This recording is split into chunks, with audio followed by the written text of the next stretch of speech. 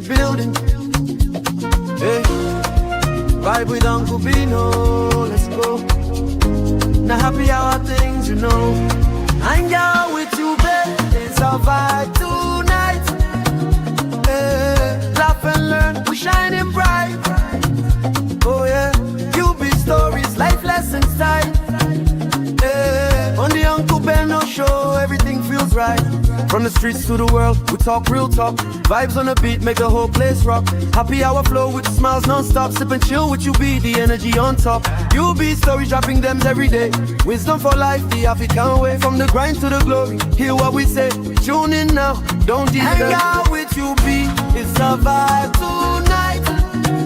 Hey, laugh and learn, we shining bright.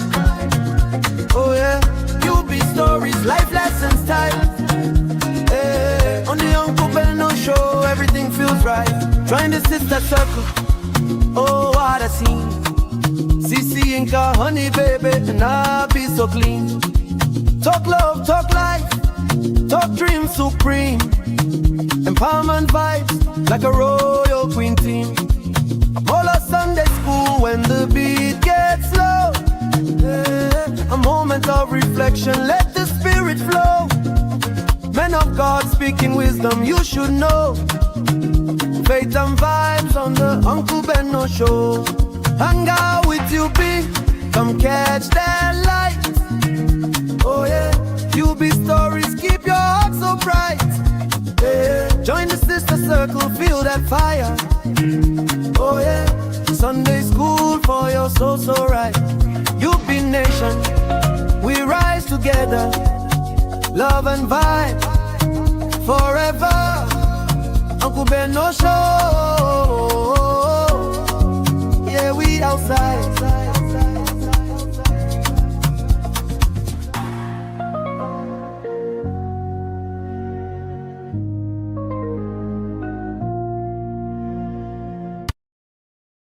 Yo, yo, yo. What's up, everybody? Happy holiday. How are you all doing? Yeah, this is another episode of Hang Out with UB, and thank God it's Friday. So I'm going to do this episode in PG English. Okay. You know, we have our training classes ongoing, and very soon, I think next week, we're going to start UBMC 102. Where we're going to be focusing on content creation and strategy. So if you are one of our members who are in that training, I just need you to pay attention to what I'm doing. And who knows, you might just hit a good mile. So I'm going to do this episode in Pidgin English, our own Niger broken English. Now, for those of you who don't know, doing your content in English language, you're going to get a lot of fancy, good looking, luxury subscribers. But when you create your content with Pidgin English, our own broken English, you are going to have massive followers. So if you are still thinking about your niche, here is one for you. So I'm going to do this hangout with UB in broken English. Anybody will go call for this show today, you must speak Pidgin. If you come here, especially those my beautiful sisters and brothers, if you come here, can't speak for now, we go get issue. So we are doing this one with Pidgin English. Now broken, we go do this one. So you're welcome. Let's have fun. I'm actually running this show on just landscape. So I'm not doing vertical live on this one because I just want us to have fun and I want all the comments to be in the same place. So first of all, Merry Christmas in advance and Happy New Year in advance. All right. Are you guys, don't they do Dirty December already? Yeah, but I never start. I just want to know. I beg, if you don't begin do your own Dirty December, drop one in the chat. Make I go see my real fam. Where my glass first? Make I never start to. I know say the level where I did now. Now 4 eyes now they use. If the glass no there, I know they fit see nothing. May God forgive me. But I still they see something. No, you know what I'm saying? When he did dark room, inside dark room where all lights are gone and the match is about to begin, I don't need glasses. I see where they go straight away. I know they miss her. So let me welcome my real fam, and then may we come begin yarn waiting day today. Ooh, sharp. Wow. Thank God for glass. Oh boy. Oh boy. Oh yeah, now may we enter this war. Who don't they building? I bet make una they hit the like now, make una hit like, make una share. May we begin to do our own dirty December for here. Those of us we no agree go Nigeria because we dey fear kidnappers and we don't know what to go happen. We know how many bandit come block us for road. May we begin do our own dirty December right here on YouTube. Okay. Yeah, guess who's the first today? Auntie Grace. Now, Auntie Grace, now first enter show today. Auntie Grace, how you did now?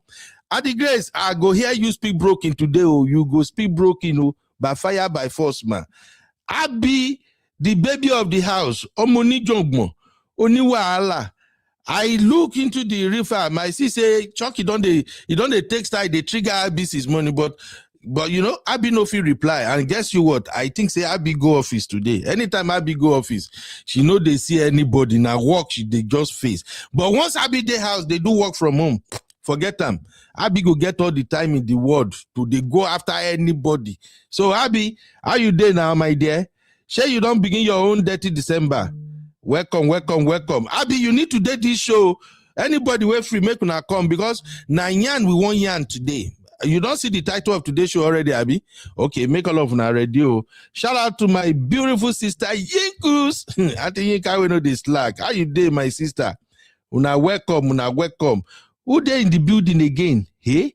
Where all the reform then they? Hey, reform don't they do dirty December? Sister Rose, I know. Sister Rose, you must speak pidgin today, whether you like it or not. I won't hear that your pidgin. So make everybody make una ready. All right, let's get the show started. And what will be the thing we want to talk about today? This one story full grand. I could just move from one video to another. So today, basically, we want to talk about love or chaos. Yes, love or chaos. And when I play video or I read story, I go ask you now, make una tell me whether the man or woman na they wrong, or whether na love na the thing be, I been a chaos it be. So make una ready. That's what we'll be doing all through this show. And then we go focus on our Americans. You know, Americans married to African men and women exposed their partners. They don't they talk. So make una radio.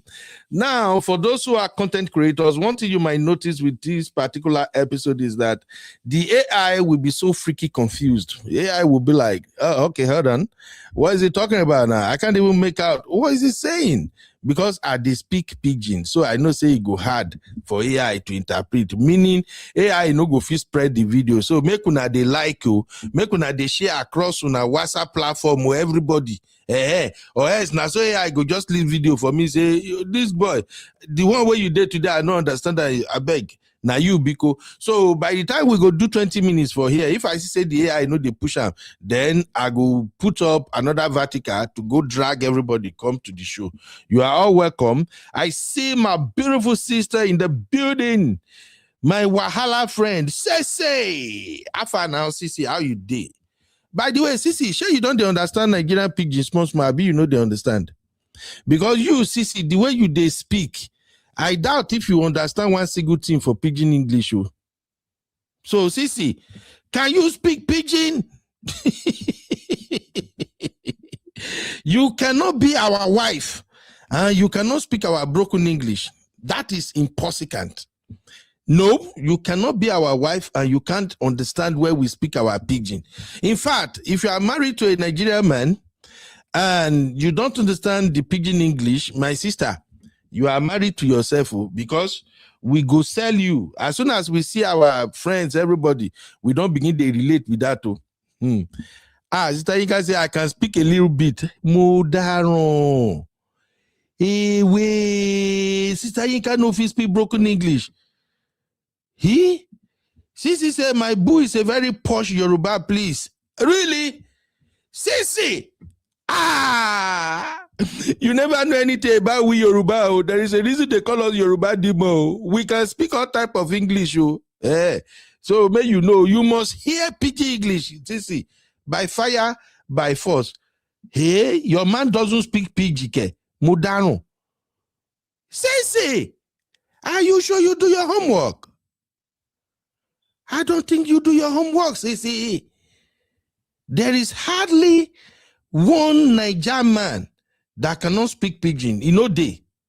I'm telling you. Even Dangote, they speak pidgin. No, but there is hardly, I repeat again, hardly one Nigerian man that cannot speak pidgin. Unless they just feel like maybe their partner no go understand. So they no one speaker. Hey, in fact, the way it is in Nigeria right now, we sabi Igbo, we sabi Hausa, we sabi Yoruba. We might not be fluent, we might not hear everything, but we hear ta small. That is how we roll, my sister. Hey, yeah, my lovely sister Lola in the building.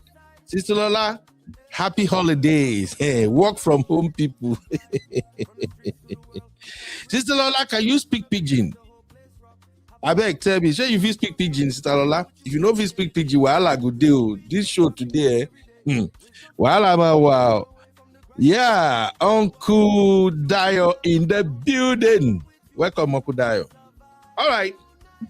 I don't want to waste your time. Yeah, that's about 12 minutes gone already. So let's get into today's show proper. Hey. Should I continue in pidgin or I should speak English? This one, everybody is saying they can't speak pidgin, so. Really? Okay, tell me, make I use English or make I use pidgin? Mona, tell me, quick. Sister Lola say, I feel speak pidgin. Hey! You can't be beautiful like that, Sister Lola, man, you know if you speak pidgin. There is no way you go grow up for Niger and you go say you know if you speak pidgin. Lie. I know women, they can code switch, Our women they can speak fluently, and many of our men too. But you see that pidgin, they born pidgin. Now the general language where all of us understand be that. So you guys should tell me, or should I go with English or pidgin? Which one I want? As you can say, you be continuing the pidgin. We understand. We just can't speak it. Oh, Allah. All right. Let's get today's show started. See, TIC sisters, we've not had any episode from you ladies, so now don't they busy. Children and life no let una remember. Say with the way make una can't do some episode for us. It's okay. All right, let's get this show started, guys.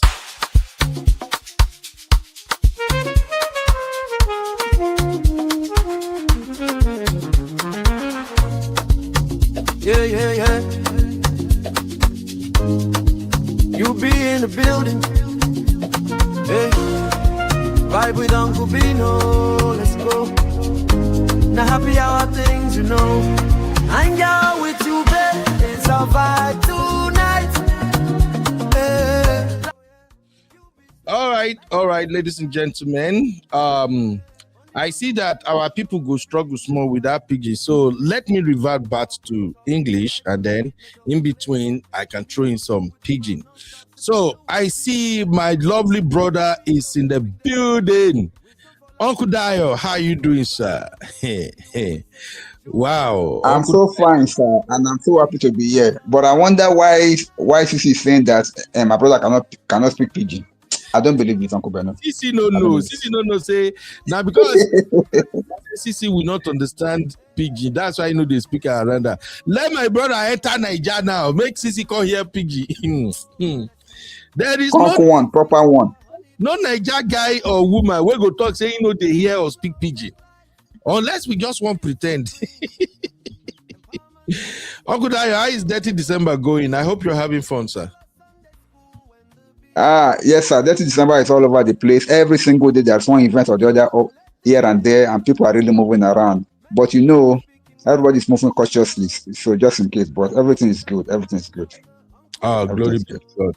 Thank God, thank God. All right, let's start with what's going on with Uncle Shola's page. Of course, today's show is all about love or chaos. And recently, Uncle Shola's page, it's been a while we did Dear Dr. Shola episode on this channel. So, and I think it's a very good starting point. So recently, women are writing to Dr. Shola, and if they are not complaining about cheating, they are talking about how they are receiving BT from their husband's side chick. It all boils down to women going after side chicks of their husband. And some of them can contain themselves that they actually follow their husband and the side chicks to hotel.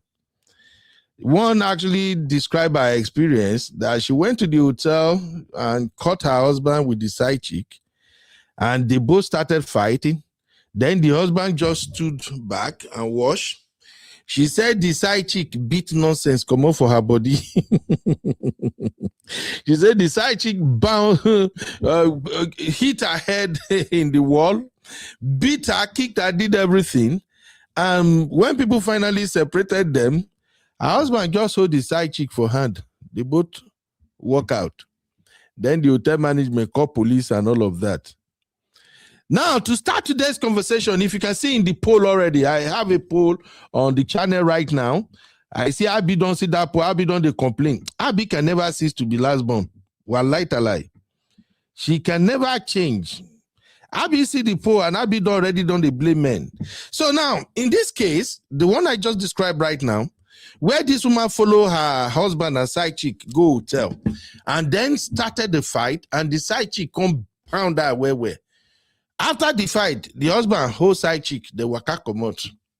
By the time police go come, say police they tell her, say, madam, you are disturbing the peace of the people in this hotel. Why are you here? You are not a guest. You are not invited. You just came here and you are creating public disturbance. So tell me, who is to blame? We are not doing one or two on this one, because this one Agbas both. Man or woman? Oh yeah, here we go. Who is to blame? Man or woman? Let's see. Bring the vote in. Brothers, if you are watching, come and cast vote. You know how women they move, or else they will put all the blame for our head. So, Uncle Dayo, in this situation, this scenario, who is to blame, sir? I actually blame both, because when I saw the post, I clicked on both, and the reason is because the man is strong and the woman also is strong, and two wrong doesn't make it right. The man is strong in having side chick in marriage. It is strong.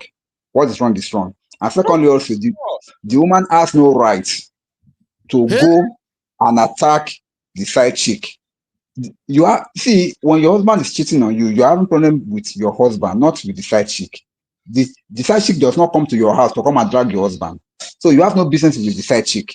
And moreover, it's not as if he brought her into the house. They went to an hotel and you wanted to go and meet them. So that's why she was wrong. Of course, no woman like to be cheated upon, but there are some lines that you don't cross. Okay? If your husband is having a side chick, deal with it with your husband, not with the side chick. If you like, go and beat the side chick, the husband will still go after her to go and appease her and then continue with her. It does not really matter. So you have to solve the problem with your husband. Whatever it is that your husband does not like you again, or maybe there's a kind of a situation between you that makes your husband to be going outside after some side chick, try to resolve that first. So I blame the man for kind of cheating on the wife by having a side chick, but I blame the wife most for going after the side chick to go and fight with her in public. So both of them are guilty. Thank you, sir. Hey, Uncle Dayo, I have to disagree with you today, sir. I have to. In this case, I blame the woman only. Only the woman is to blame. Sir, why would she go to the hotel to confront her husband? Uncle Dayo, please explain, sir. That is the point now. That is where she's wrong. I've explained already. I said that's her own fault. But is it ideal? Is it proper for a married man to be having side chick, Uncle Beno? I'm asking a question, sir. Sometimes is it proper? If a man cannot live by bread alone, sir. Oh. Let's remember here, if you're going to go by that law, then what is good for the goose is good for the gander also. It is so you're going to go by that law. Can you as a man stand your wife having a side bubble, be a side cock? Because if you can have a side chick, she too has right to have a side cock. Uncle Dayo, yes, sir. Are not given that privilege by God. That's you make me laugh with Chinese. Uncle Beno, please don't go that route. People will come for you. Please. They know that's the fact. They know it. Men, is it unalienated? How do they describe? What's that grammar self? Inalienate right. Men are accorded some right straight from heaven. Everybody knows that. Now, it's okay for a man to go about cheating. No. That's not what I'm saying. But I'm saying in this situation, in this type of scenario, when Kasala don't bust, why would women go to that hotel just to go and ferment trouble? Uncle Dayo, maybe we call a spade a spade. Hey? If you are going to go by the proportion of wrong, say who is the most wrong among the two of them, it is the wife, no doubt. But I still say, even the husband too is guilty for having side chick, but the wife is the more, in fact, is the most wrong among the two of them, in between the two of them, because she has no right. I've said it before. She has no right to go to an hotel to go and fight with the husband. The husband is still coming back home. He's still coming back to meet you at home, and that was why the husband decided to walk away with the side chick and left the wife there. You see, Uncle Dayo, he's saying something. This is why you are my uncle. Now you are talking. The woman is wrong to have gone to that hotel. She should have waited at home when the husband comes. If she wants to break the husband's head, let her go ahead and do it. Whatever she wants to do, let her go ahead and do it. But for her to now took the law into her own hand and then go to a public space to create disturbance, that right there is the woman's fault. Let me go to the chat real quick. I know they no go agree, I know, but let me read. I never open chat. I don't see wahala everywhere already. Okay. So, Sister Rose, all hate the wonderful husband. Marriage is a great thing. Sister Rose, marriage is an excellent thing. I love it. People love it. Everybody love it. Marriage is great. We don't want Abi to change. Okay. Sister Yinka say, the man is to blame. Sister Yinka, for the first time, you are typing in capital letters. Kilo day. Sister Rose say, and she will still say in marriage, that you can say he's a useless man. Wait, okay, so on agenda, no being go start fight, Abi. Sister Grace say, marriage is to blame. Okay, all right. Uncle Dayo, quick, sir. Sister Grace say, marriage is to blame. What do you think about that, sir? Because there are some privileges assigned to a man, as you have said, compared to a woman. That's why Sister Grace is saying that marriage is to blame. Because as you rightly said earlier on, that there are some inalienable rights that God gave to the man as for marriage and all that the woman does not have. So in that case, if not for marriage, nobody could have done that to the woman and go scot away without paying some kind of repercussions. But because it's a marriage, and marriage is being guided by some rules, and that rules mostly it favors men more than the woman. So to me, that's what Sister Grace is saying. Marriage is to blame. Thank you. And that's why I think so far so good. The one woman who really understood the marriage institution very well is Sarah. And why am I using Sarah? When Sarah discovered that her husband has some needs, that she cannot meet those needs, Sarah did the needful. She went out and got a beautiful maid for her husband. Nobody should come after me. Oh, it's in the Bible. Go and study the Bible. Hey, Joe, please, don't call for me yet. All these are in the Bible. Abi, Okudayo, thank God you are a pastor. Did I quote the wrong biblical verse there, sir? Actually, you are quoting the wrong. You are not quoting the wrong biblical part, but you are quoting it out of context. But you are quoting the right biblical part, just that you are quoting it out of context. Uncle Dayo, please explain the out of context, sir. How? Is that what happened when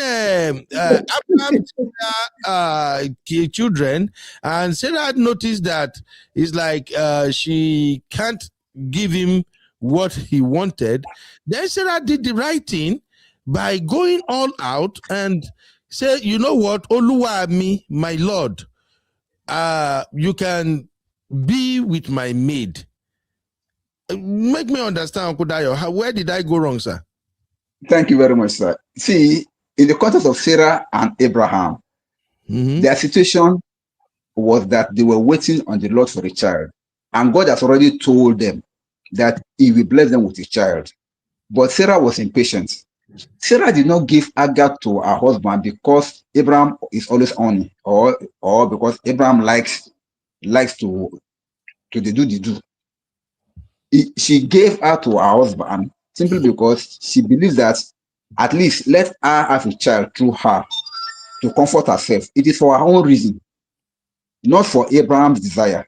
It is for her own reason, for her to be able to have a child from her maid. Because in their own custom in those days, you can actually do that. You can have a child by your maid servant or by your whosoever. You have that kind of authority. That was why we saw in the life of Jacob, when after the married woman that he had, they were giving their maid to their husband to raise children after them when they could no longer raise their kids again.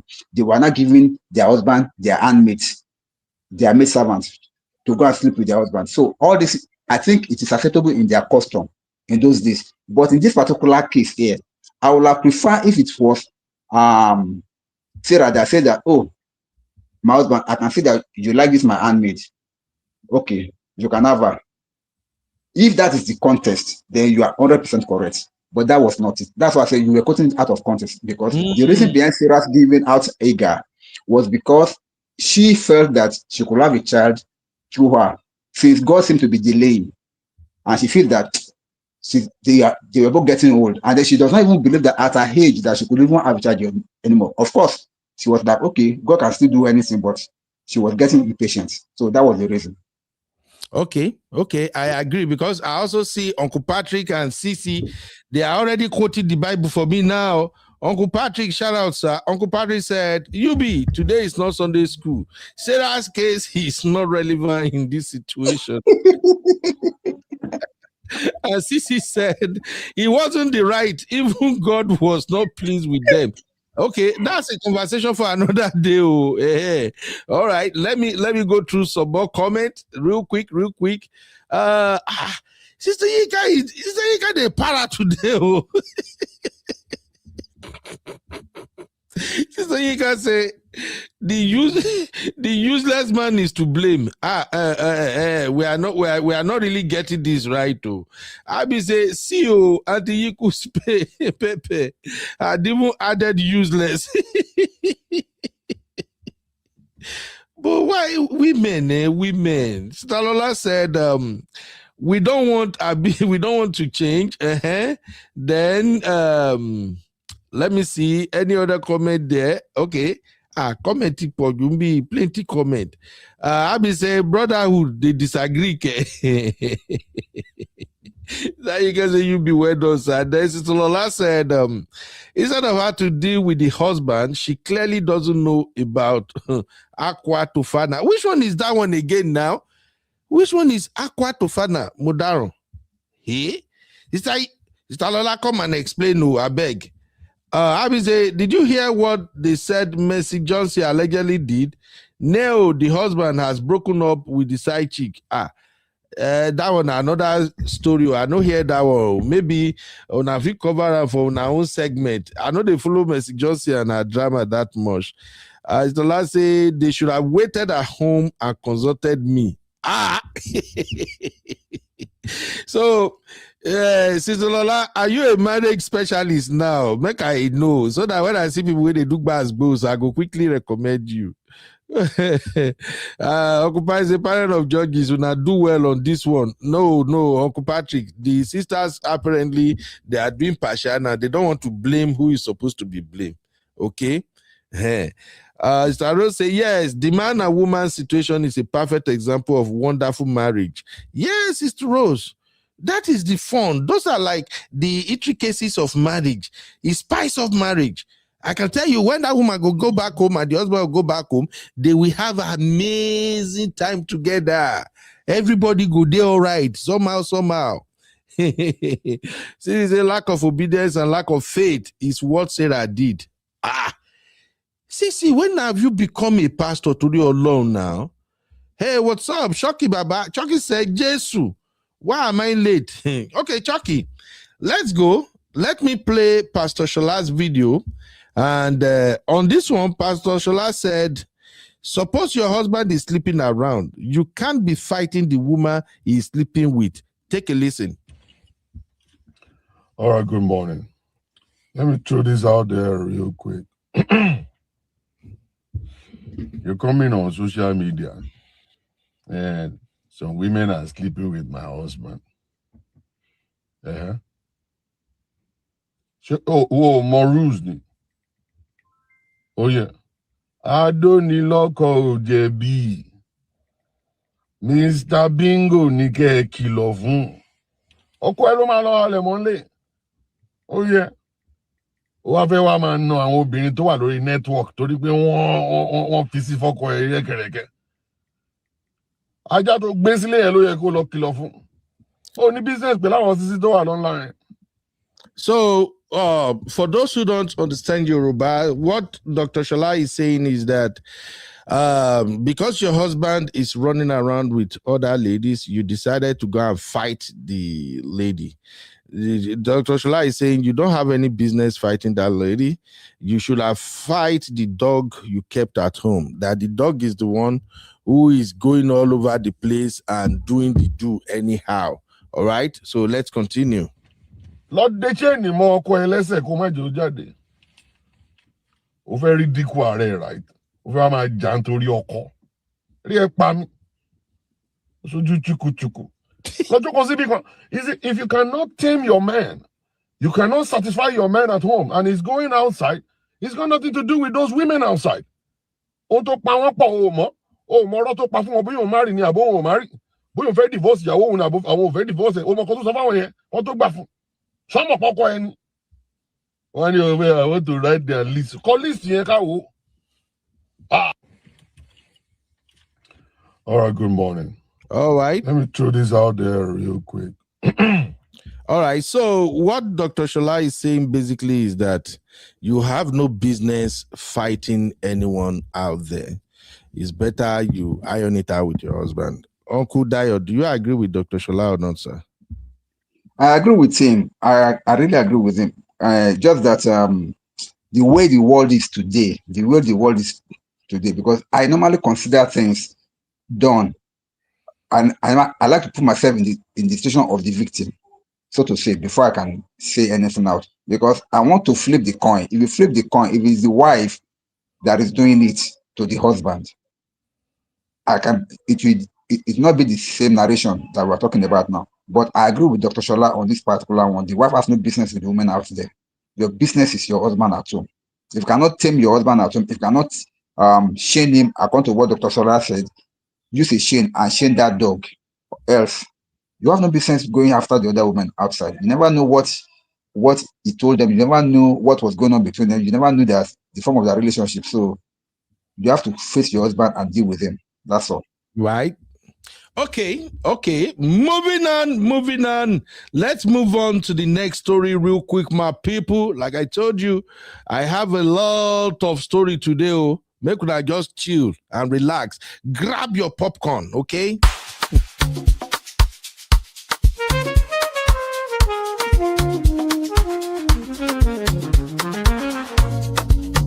Yeah. You be in the building. Hey, vibe with Uncle Bino. Let's go. Now happy hour things, you know. Hang out with you, babe. It's our vibe tonight.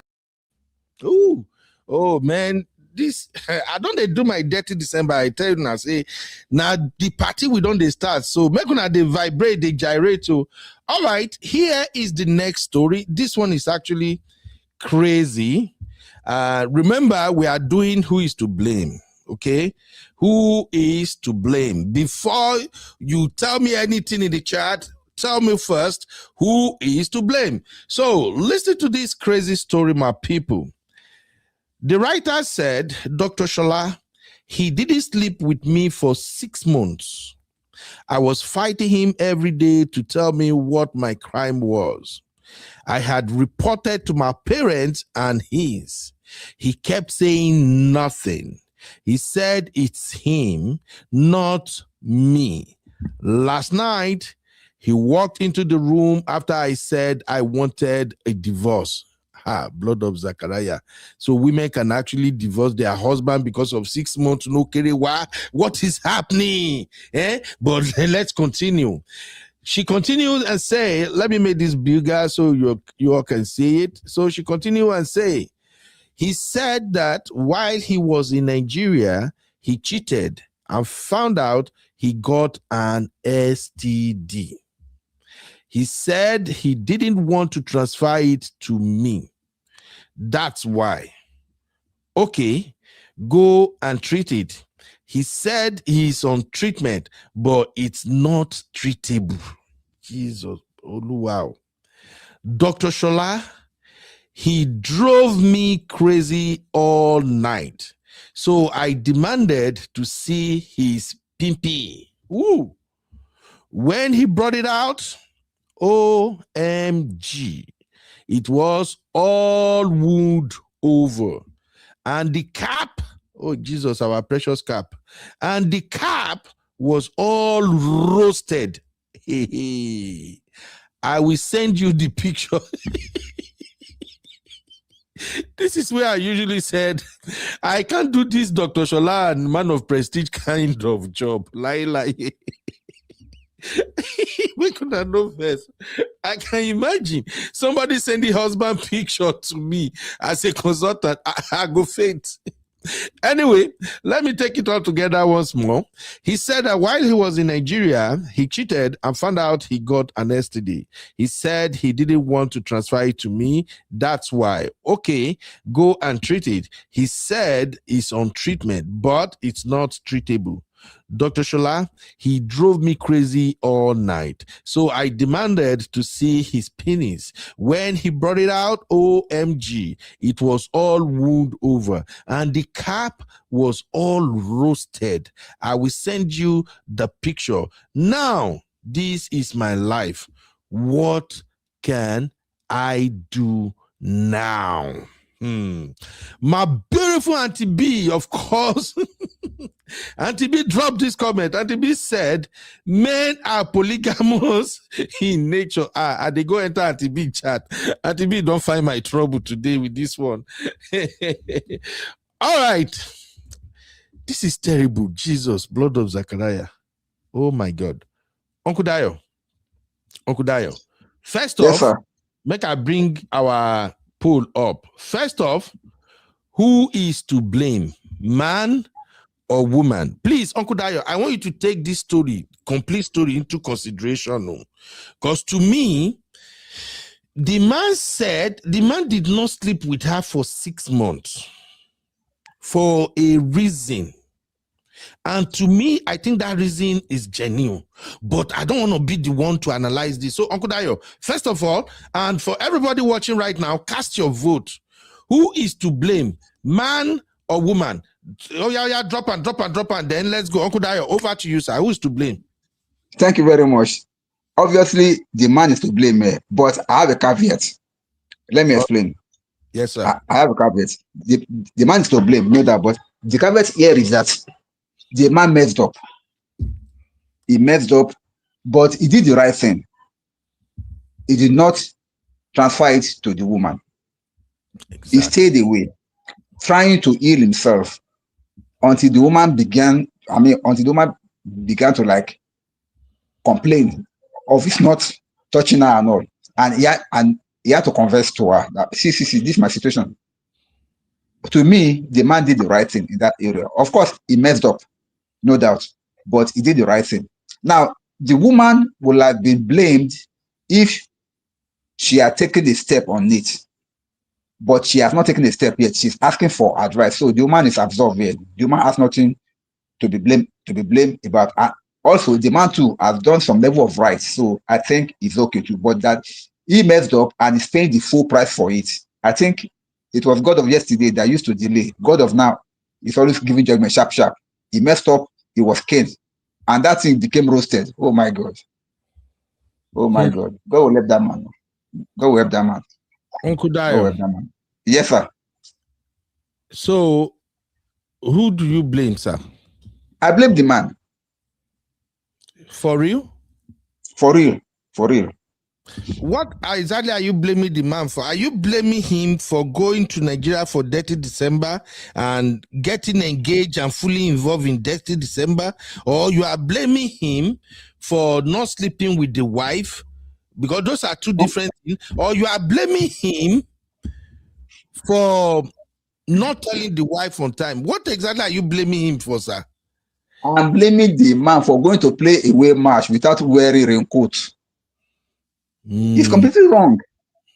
I agree with that. You want to go and play away match and you are not protecting yourself. Yes, I agree with that one, Uncle Dayo. At least if he cannot resist the temptation, if he cannot resist the dirty in the Dirty December in Nigeria, he should at least wear his raincoat. I agree, Uncle Dayo. In fact, I scored that one 80/100. Now, let me tell you something, sir. I used to have a friend. He's a Lebanese man. He's a businessman. We were into partnership that time. We were doing business all together. He told me this by himself. He said anytime he's traveling, the wife normally pack his bag. And the wife, she's an Afghanian, but the man is Lebanese. That the man when the wife is packing his traveling bag, the wife will pack of condom and put it inside.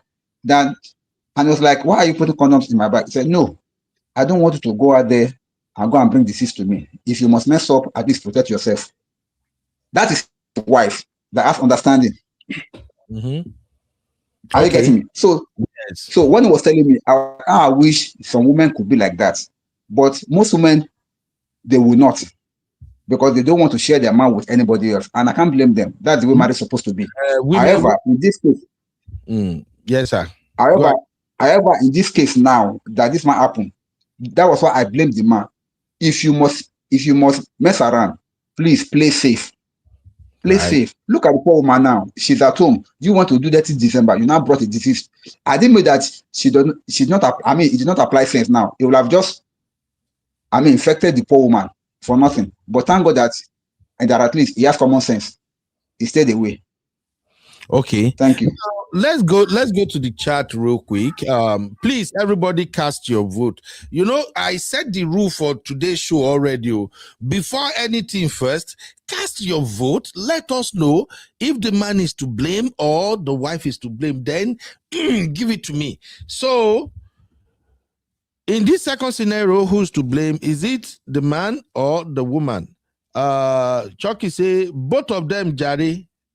Chucky. You're looking for Wahala, bros. Bifly say yes, so men are polygamous. Sisi say divorce him, but nobody is telling me who's to blame. Oh, now, Uncle Dayo. Okay, I'm coming to you back, sir. Uncle Patrick said, did the husband allow her to take pictures? Myself, I wonder, sir. I don't understand that picture, sir. I'm talking about pictures, Uncle Dayo. What kind of thing that man go carry for Nigeria? We making cap they roasted? Because according to this story, I think this woman value that cap a lot.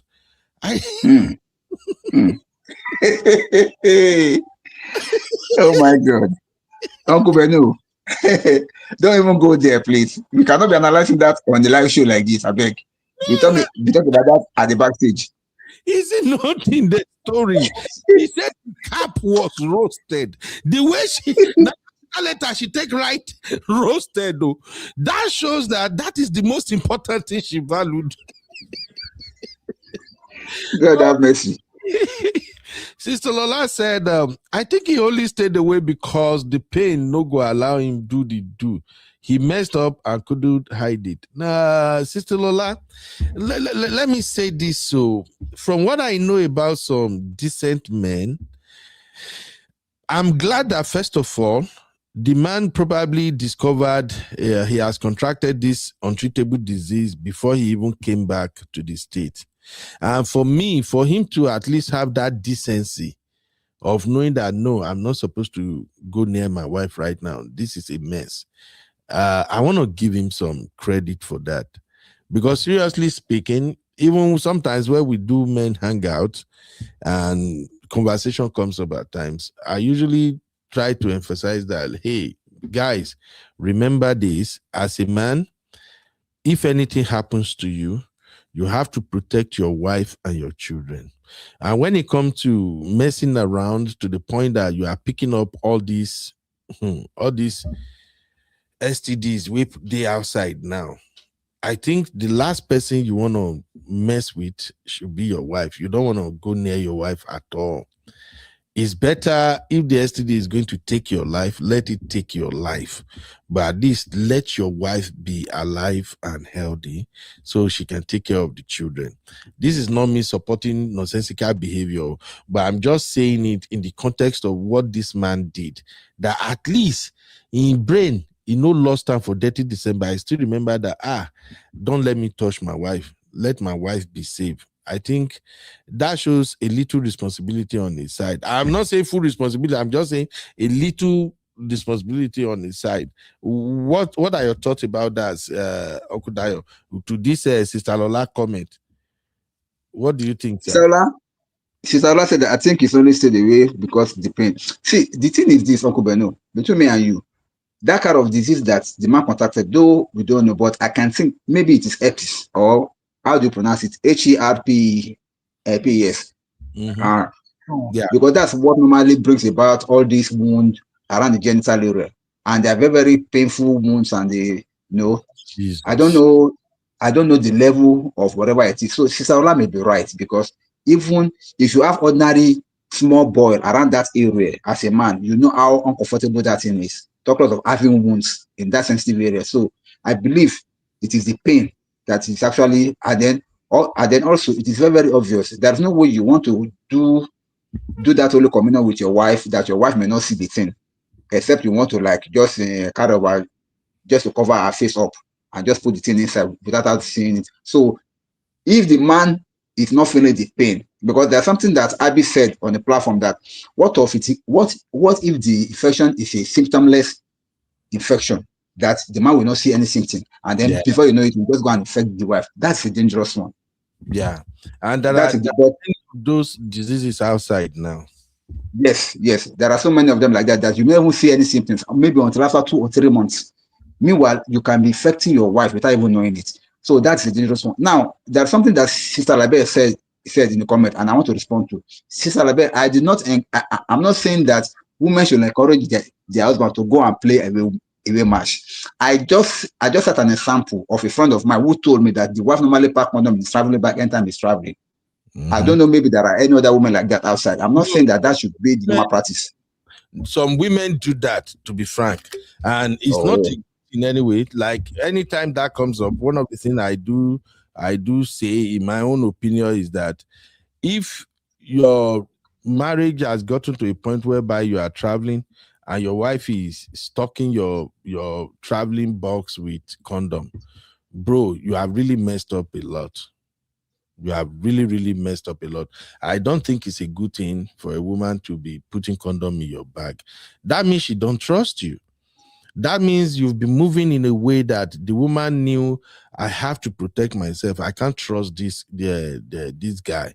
You know, I think my brother, Man of Prestige, and I, in one of his latest episode, we have a very robust conversation around predictable behavior. That I think we were talking about if it's okay for partners to be able to predict their partners or not, because for a woman to put condom in your bag, that means she has predicted your behavior to some extent that definitely when you get to where you are going to F top. So I don't think it's a good thing, but go ahead, sir. So back to the matter. To me, what I think is proper here is to like respect that institution called marriage. If you are married, please respect your union and then respect your wife, respect your partner. It goes both ways. We are talking about the men now. Some women too are involved in this. So it's not a matter. It's not to gender blame any particular gender. It's to say generally. Any gender that is into this, because I know some women too that will come for dirty December. Yeah, maybe the husband is back home there, and they want to like have the fun of their lives. At least try to be safe. Think about yourself, think about your marriage, and think about your husband and your children. So it's not something that I can say it's only men that are doing it, but whatever it is, playing safe is the best. I'm not encouraging infidelity. Neither am I encouraging a kind of a promiscuity. But what I'm trying to say is that if you must F up as a man, if you cannot hold body, if you cannot control yourself, please play safe. That's all. Absolutely. Thank you very much. My sister Natu in the building. Yo.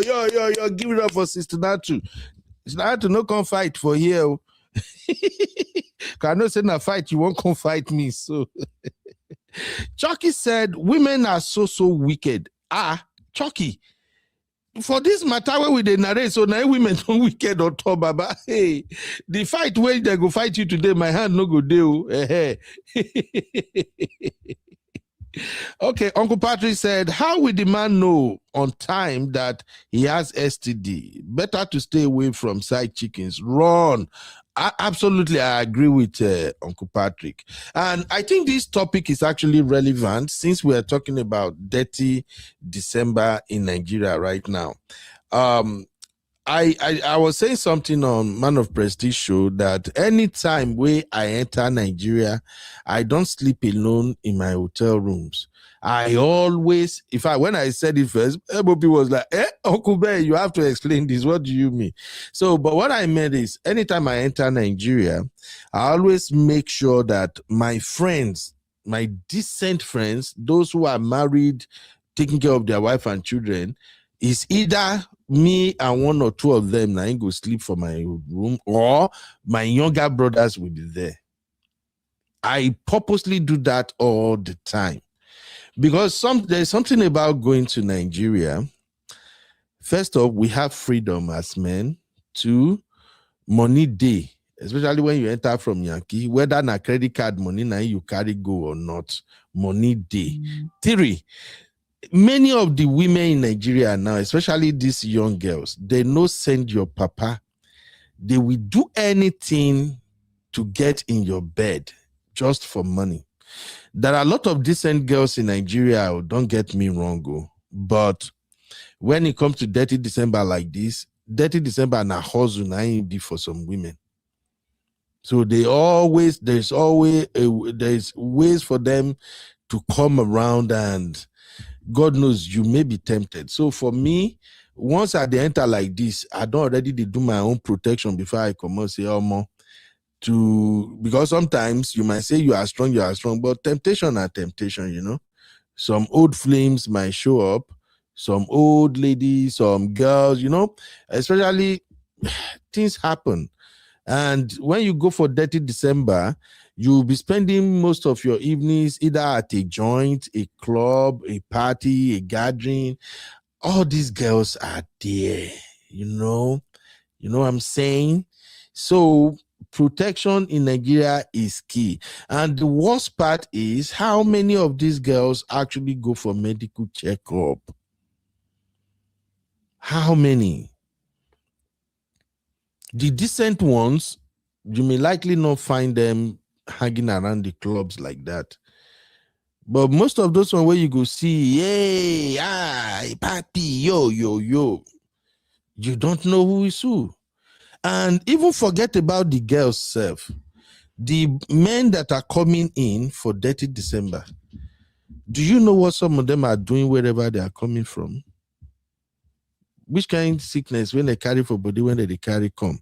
So this thing, even though we are catching cruise with it, men should just be careful. You don't want to go to Nigeria for Dirty December and then you come back with dirtiness that will ruin everything you worked for. So there's always going to be temptation. Why is everybody in the comment having issue with the temptation? I be say temptation, lack of contentment, recklessness. Temptation are temptation, Abi. Uncle Dayo, help me explain temptation for. Let me explain temptation, make they understand. The way men body is wired. Let me explain, Uncle Dayo. Abi, let me quickly say this. And all the people that are talking about temptation, see, nobody is perfect to us. You'll be tempted. Depends on your control and your kind of resistance that really matters. But most times, the kind of temptation you will get will be against your weakest points. Some people, as per their weakness, they are not weak as far as if they are. I mean, I will have to put it. They have their own various. I mean, they have their own different area of weaknesses. Some people weaknesses is the opposite gender. Some is drinking, and some is money. Yeah. So whichever way it is, devil will attack you with your weakest temptation point. If you are the type that your weakness is women, it will bring beautiful women coming after you. And because that has been your weak point, you may easily fall. If you are the type that likes money, it will bring you juicy deal that you will think that, oh, I must commit into this, and then you may lose your money there. If you are drinking, it make you so drunk that you will do something that you will later on regret in life. So all these things, nobody's above temptation. Yeah. So that's why I will not say that. I will not blame anybody for falling. Just pray for grace not to fall. That's just it. Thank you. And I think my brother Choki dropped a very valuable point here. I see Honey Babies in the building already. I'm coming to you shortly, Honey Baby. Now, Chucky said, yes, you mean to tell me she didn't know she had it? If you must have side chicks in Nigeria, do a test, both gender. Now, this thing with test is another thing. Now, I know sisters will not agree with this, so nobody should come for me. But since we are doing advisory segment now, we need to at least clear some things. I usually tell men that if you want to be a big boy, be a big boy. If you know you're going to Nigeria and you can't resist, make sure you test whoever is going to be that your side chick, and you stick to that one all through. But let her go for test first. You send her to a very good clinic, especially those one around Ikoyi.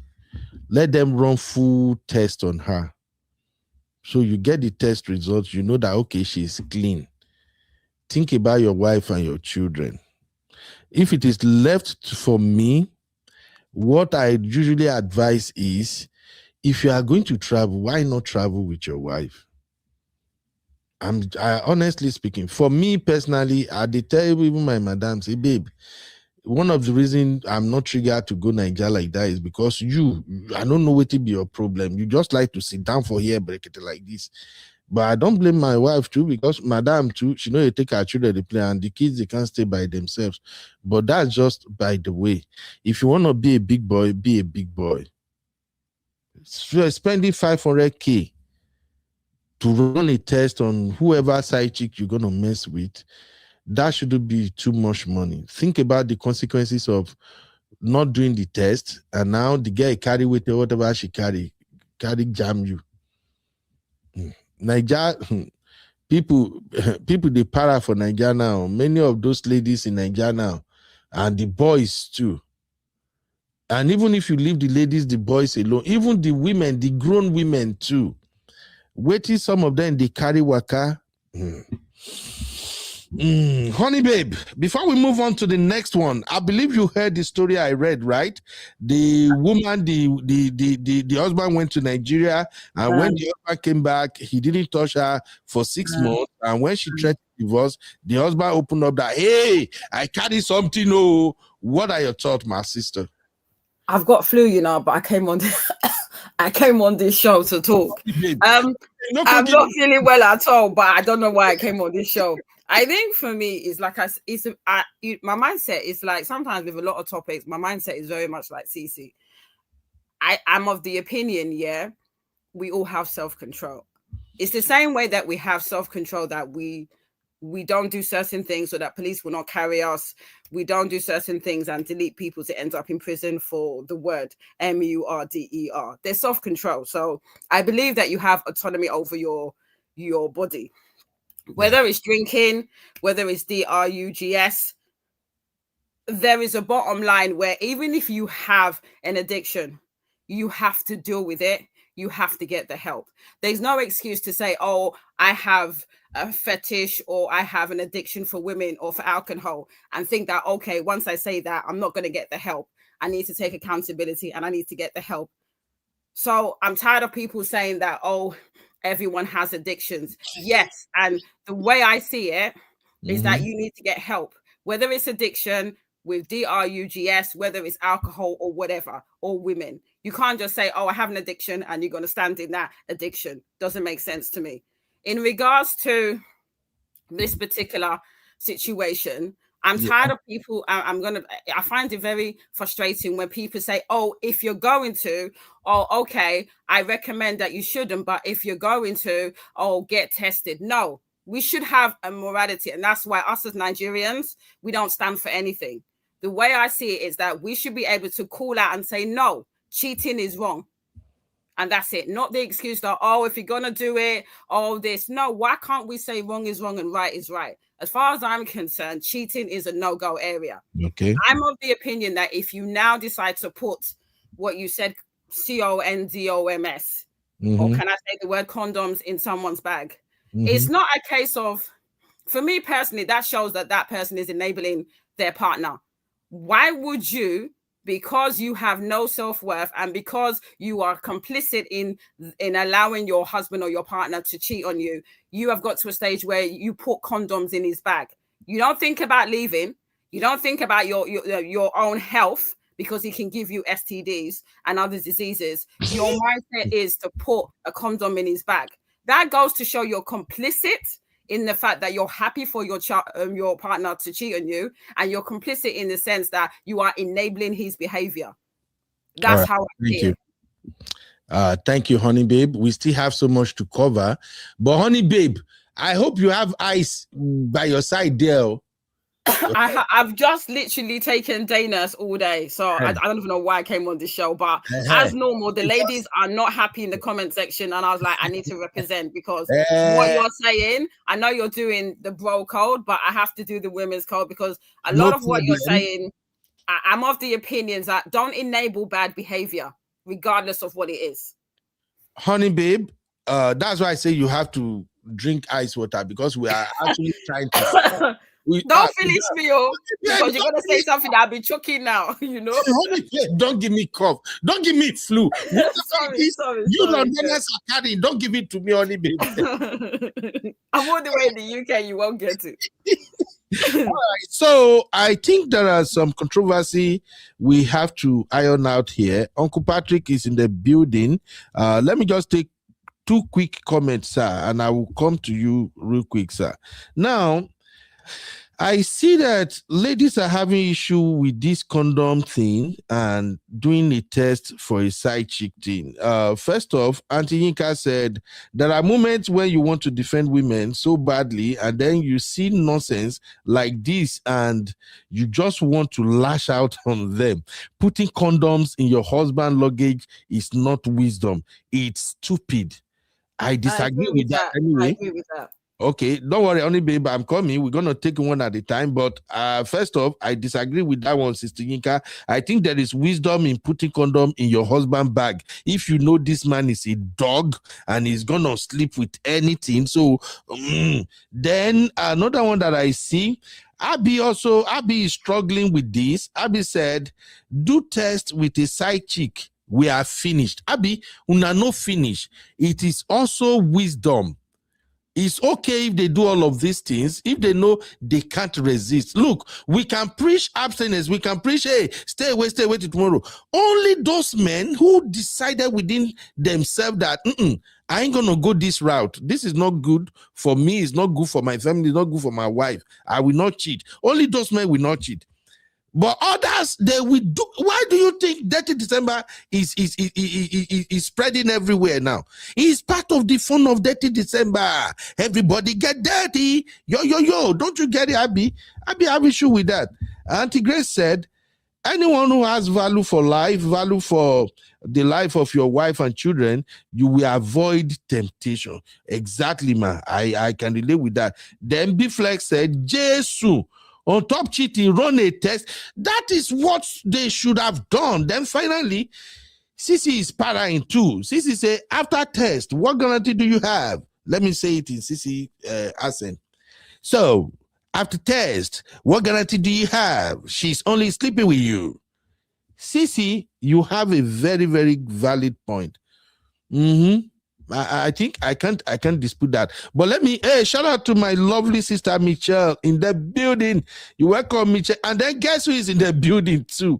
My Wahala Adana, to your law. Adana, I don't want trouble today. I beg you. So let me quickly hear from Uncle Patrick real quick. Uncle Patrick, sir.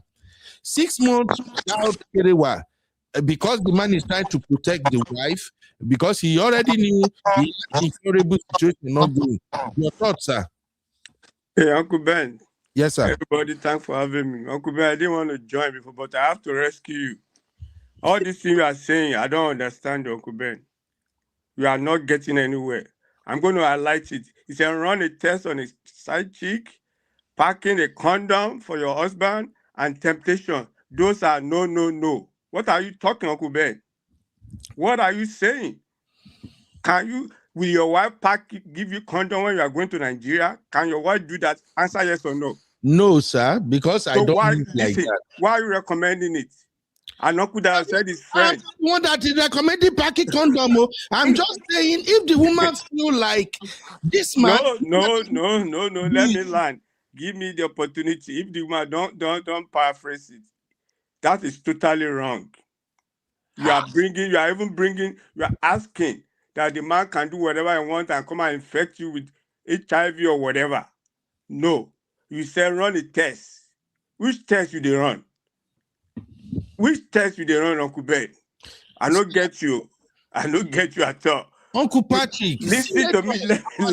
I'm here to listen. I'm not playing. And you say about temptation. The Bible says we should run from every appearance of evil. What is tempting you? Go to Nigeria and go and see your family. The best bet, enjoy your wife before you go. Why, Uncle Ben? Hey, I don't understand it. I don't understand you. You run from every, you're giving some solution that you stay with people, you know where you go to. I told you the last time I went to Nigeria, my uncle was supposed to go to come to America. I was the one that helped him. I have to go to airport around 5. I went through a cage. I said, what is this? Around 4 o'clock, 5 o'clock, look, you see Allen like a market. My friend said, what is wrong with you? So those are hawkers. I said, what? That was my first experience in life of seeing. So you will now go to that place. Uncle Ben, I'm not kidding. If I go to Nigeria now, if I tell them before I go to get to Nigeria, they should keep a girl for me. before they will keep tent for me. I'm not kidding. So is that what you want to go and engage yourself in? No. The sister don't even need to talk. Uncle Ben, all this what you are professing are no. I'm serious. I'm busy doing something. I just have to join. Okay, Uncle Patrick, I thank you, sir, for coming. I get what you're saying, sir. I know the right thing will be, hey, don't do it at all, but let's be honest. People will still cheat till tomorrow, sir. We got to be honest. It's easy to preach, hey, don't. We have to encourage them not to do it. But those who cannot control themselves, that they will still do it somehow, believing my wife is not seeing me, sir. Is it not better if at least we give them some options to no, you babe. No option. Babe. Why is it no, honey babe? You see, I take my title very seriously. I say this again, is that the thing is, there has to be a moral compass. And this is the problem I'm going to say about our community. There's no wrong is wrong and right is right. We always have some kind of middle ground, some grayish area. We cannot call out the BS. You're not supposed to be cheating. Cheating is wrong. No, we'll be giving excuses. Cheating is wrong, but let's give them the option that if they have to cheat, let's give them condom. No, call out a spade is a spade and wrong is wrong. We should be advocating on this platform. No cheating. There's no option B. There's no option C. There's no plan B. You should not be cheating if you're in a relationship. Period. Onyinkosala, can I be honest with you? Yes, sir. Please, when you say the man that is cheating in this case now, the man that knows that what he's doing is wrong. There is no doubt about that. Yes, sir. The same thing applies to every one of us. Sometimes we know what we are doing is wrong, but yet we still do it.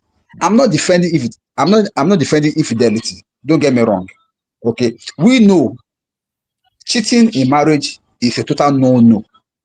However, we as humans, sometimes we do things that we know that it is wrong, but yet maybe because of the inconvenience, or maybe because of the situation we were in, or maybe because of our circumstance at that point in time, we still go ahead and do it. So sometimes the strongest men fall for all these small things. So in that case, the only way a man can escape sexual temptation is to flee, is to run. When I say run, I mean run. Now, let him finish, please. Let him finish. Sorry, yeah. Now, if you notice, a typical case in the Bible is that of Joseph. What's happening to your phone again now? I've been on my network. No, it's not my phone. Can you hear me? Been on my network. Okay, we can hear you very well now. Go ahead. What I'm saying is that a typical case in the Bible is that of Joseph. When Potiphar's wife tried to force him to sleep with her, if Joseph had stayed trying to pull her off, he would have fallen. Joseph pulled off his shirt, jumped out through the window and ran. That's the only way any man can escape sexual temptation. You have to run. Run as if lion is pursuing you. But in the absence of doing that, your body will fail you. So don't say discipline. See, this flesh will fail you. I'm telling you, we have control on our body more than each other. Your own level of control may be higher than my own, and my own may be higher than yours. I don't know. But when you are faced with temptation, particularly when you are faced with that thing that you love to do most, but because of your body, you cannot resist it and you fall. Why do we fall and commit sins? I'm not even talking about these sexual sins now. Why do we commit sins? It's because our body sometimes fails us. Our mind sometimes fails us. Our reason sometimes fails us. So it is possible also in that situation whereby you want to resist, but you could not. I'm not holding brief for anybody for doing wrong. Uncle Beno said something right. Uncle Beno said that when you come to Nigeria as a man for 30 December, most of them come for a minimum of 2 months. And this is somebody that he cannot do without this thing at least twice or thrice in a week with his wife while he was back in the US or while he was back from wherever he was coming from. Now, he has to stay in Nigeria for good opening 2 months with all these girls that are already targeting, waiting for them. That once they come, they are coming with American dollars, though they want to have their own part and they want to lure them with all these acts. It's not really easy. I'm not only brief. I'm just telling you the situation the way it is. So if your man must escape it, he must be the one that flee like Joseph. Otherwise, if he has no way of escaping it, at least let him protect himself. That's what we're saying. We are not saying that you should say that it's an excuse or maybe it's the right way to go. But that's just like second option. Thank you. Thank you. Uncle Dayo, sorry, I Uncle Dayo, you are holding brief. Sorry, sir. You are holding brief for them. Sorry, Uncle Dayo. You are holding brief. So if you are canceling somebody now, you say, well, if you get married and your husband is traveling, please pack condom for your husband. No, Uncle Dayo. What is not good is not good. Don't say you are not holding brief for them and you say it's not easy. The man for 3 months. What of the wife that you left in abroad? So the wife will say it's not easy to meet you must do. Patrick, I may have to disagree with you a little bit, but Honey Babe, go on first before me. I think I'm I won't speak for long, so that I think Uncle Patrick is basically gonna say everything I want to say. You're acting like you have no control over your body. We know how to behave in certain circumstances. So this idea that we have no self-control, I do not buy it. I come back and going back to what Uncle Patrick was going to say. Okay, you go to Nigeria, you have no control over your body. Women are throwing themselves. Isn't this the same mindset they say why a lot of, especially in certain Muslim countries, they have the burqa? Because men cannot control themselves. If they see our face, they can't. Is that what you're basically saying? That you have no autonomy and no accountability over your body, that is on the onus of the woman. Now, Dirty December, as far as I'm concerned, is not about sleeping around. Is there to celebrate the fact that all the diaspora comes to the UK, comes to Nigeria at Christmas time to celebrate. It's not about sleeping around. It's a Dirty December. It's become a global thing. And it's because all of this diaspora comes to Nigeria to celebrate for the whole month of December. That's the Dirty December I know. I'm going back to the idea that you're acting like men have no control. Well, what about women? So that woman you've left in the UK or in the US or wherever, how come she has self-control that for the whole time her husband's in Nigeria for 6 months, she's able to hold herself together? That's discipline. And I don't understand how women have discipline when it comes to sexual things, but men don't. I don't understand this selective thing where men have no control over themselves. And I say this again, we should, us speaking on a public platform, we need to be very careful what we say, because you're saying you're speaking on two sides of your face. You're saying in one aspect, oh, we are opposed to cheating, but on the second aspect, if you have to give some, it's okay for your wife to give you a condom. We need to be very careful because what we say has power. We're all on social media, and this is the platform where we speak about issues. We need to be very, very careful what we're saying so that it wouldn't be misconstrued so it wouldn't be misconstrued that we are advocating for cheating, because what I'm hearing is that men have no autonomy, so if you can't control yourself, it's okay to cheat. That's basically what you're saying. No, honey babe, you didn't get me. I did say something. I said the only way for a man to escape sexual temptation is to flee. When I say flee, you are asking me to explain it in details because obviously you didn't understand it. Fleeing means don't put yourself in a compromising situation with any woman. Fleeing means don't go to the areas whereby you know you'll be tempted. Fleeing means don't stay in an environment that is not conducive for you, that you know you may fall. Yeah, I can go on and on. That is the only solution. That's the only situation whereby you can flee. Let me give you a example. Let me give you an example. Back and forth on this one. Everybody's Let me give you an example, please. No, let Uncle Dyer finish, please. I want to hear what he says. Let me give you an example. Do you know the story of the children of Israel in the Bible? Now, this one goes to Uncle Patrick because he's a pastor. When the children of Israel were in the wilderness, during the wilderness journey, a particular prophet wanted to curse them. And God said that you cannot curse people that are blessed. Nations were afraid of them. But this prophet persisted, and then until they now told him, this king persisted, and then the prophet now told him that the only way you can make these people, that you can get them, is to make them to sin against their God. Now, do you know what they did? They now organized party. They organized party and invited the children of Israel to come and dine, to come and be with them. And they went there, they dined, they ate, and they brought women, they drank, and they slept with them. That day, God himself killed 26,000 out of the children. God pie 26,000 people out of children of the nation of Israel. God himself pie them for committing that sin. So show you how God hates these things. What God hates thousands of years ago, he still hates it till today.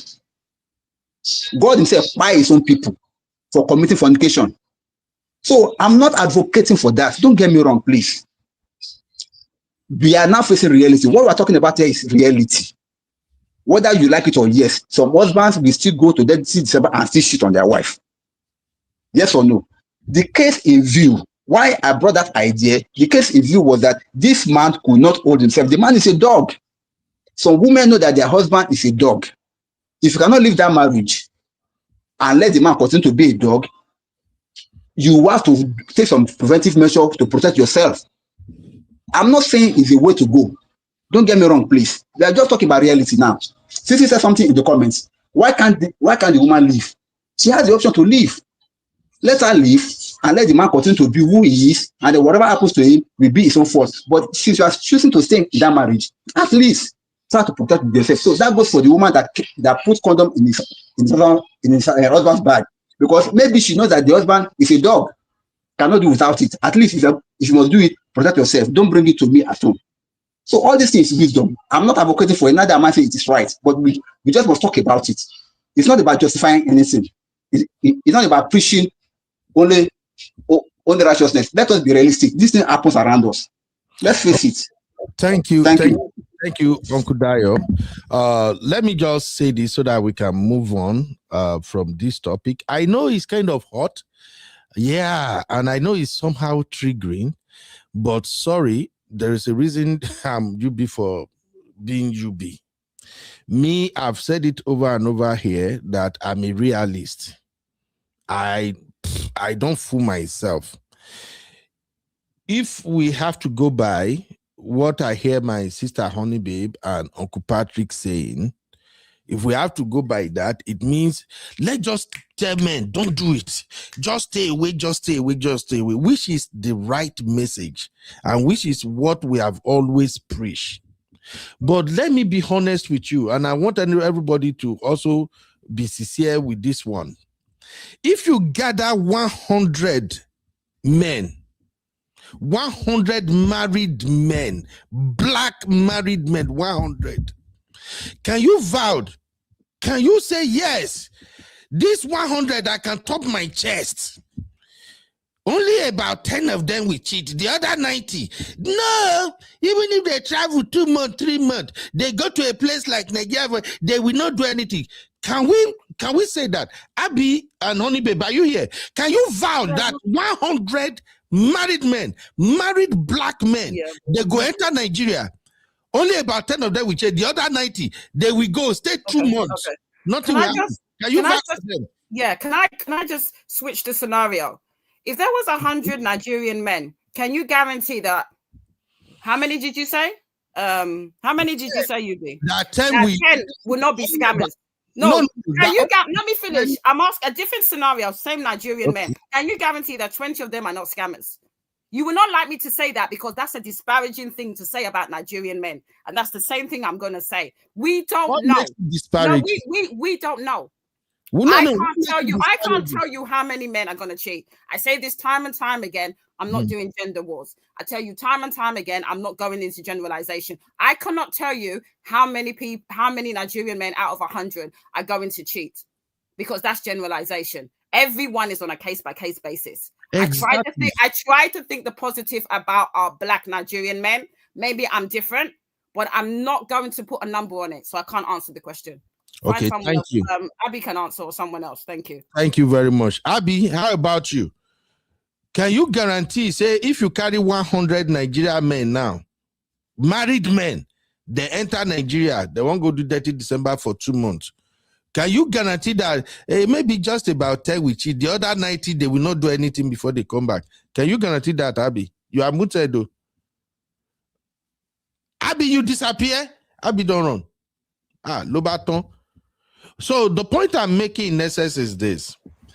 Uncle Ben. Hey. I'm here. Okay. Do you hear what I said, Mama? Yeah, I'm going to speak very quickly and then I'm going to leave because I can't really stay. Okay. But I just wanted to say that personally, I'm okay with all of these things that everyone is speaking about if the rules apply to women too. Because men do this whole thing where the rules only apply to them. Is your wife going to go away for a work trip, go away for 6 months, and you're also going to give her a pack of condoms? Would you do that? And my answer, I'm guessing the answer is going to be no. So my point is, as human beings, you should also have accountability. Nobody is saying don't be a realist. I understand where you're coming from with the fact that there's this whole idea that men cheat anyway. So why not do it the right way or the best way? But Uncle Ben, what you don't understand is that then ends up blurring accountability, which is what Uncle Patrick was trying to say. It blurs accountability and then it also normalizes harmful behavior. Oh, it's wrong, but what? That's what I'm trying to explain to you is that you can't put that sort of information out there and say, oh, I'm being realistic here. Or most men cheat anyway, blah, blah, blah. A lot of women cheat too, right? But you're not going to see women under normal circumstances, right? You can't hear me and Honey Babe now come and say, as a woman, make sure you use a condom. Because we can accept that it's not normal. It should not be normal. That's what I want to say. It's And not then normal. We know it. the whole question of out of X amounts married men. I mean, there are men out here that would rather they wouldn't go on holiday. I know men that have refused to go on boys trips since they got married. If my wife is not on the trip, I'm not going. Even our favorite gossip plus man, he says all the time that if you're inviting me somewhere, it's not tickets for two, and my wife is not coming, I can't go because I know myself. Maybe those are better ideas. Like you said, Uncle Ben, oh, when I go to Nigeria, I make sure my brothers are there, my my responsible friends are there. Those are better ideas to put out on the platform. Like that guy says, there's no way I'm traveling. We should just say they should run a test or Uncle prepare themselves. Is that what you're saying? Uncle Ben, you want to trigger me because why are we talking about tests? Why are we talking? Uncle Ben, the way I've been talking calm like this, you don't like it. Why are we talking about tests? Run a test with side chick. What kind of nonsense behavior is that? To be safe, senators, governors, all these rich men, they do it. Uncle Ben. Uncle Ben, good night, sir. I'll be brother. That sounds so terrible. Yeah, I think this is one thing I love about our African women. It's nothing to do with African women. If you spoke to other women, they would say exactly what we're saying. There has to be accountability for bad behavior. If you're cheating, we shouldn't be saying to them, oh, you get a pass because you're acting like no other race, travels. It's only Nigerians that go to Nigeria.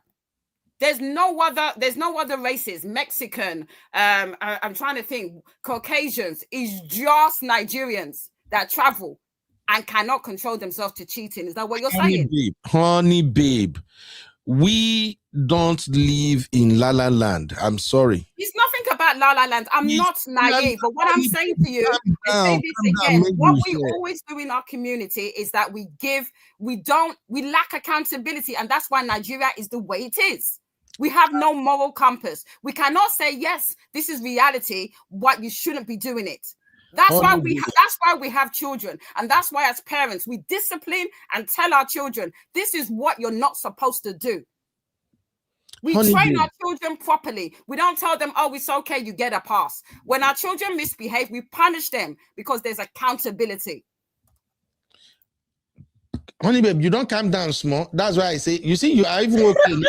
You were when you don't yell like a couple of minutes, your energy don't come back. Honey babe, look, there are things we can't change in this world. We can only try to change the people who want to change. And more importantly, when it comes to conversations like this, protection is key. One of my own recommendations for people is this: treat others the way you want to be treated. I'll give you an example. Me, where you say like this, I can't handle cheating. As a woman, if you cheat on me, the relationship stops that day. I pack my load. That's the same thing I would recommend to other people too.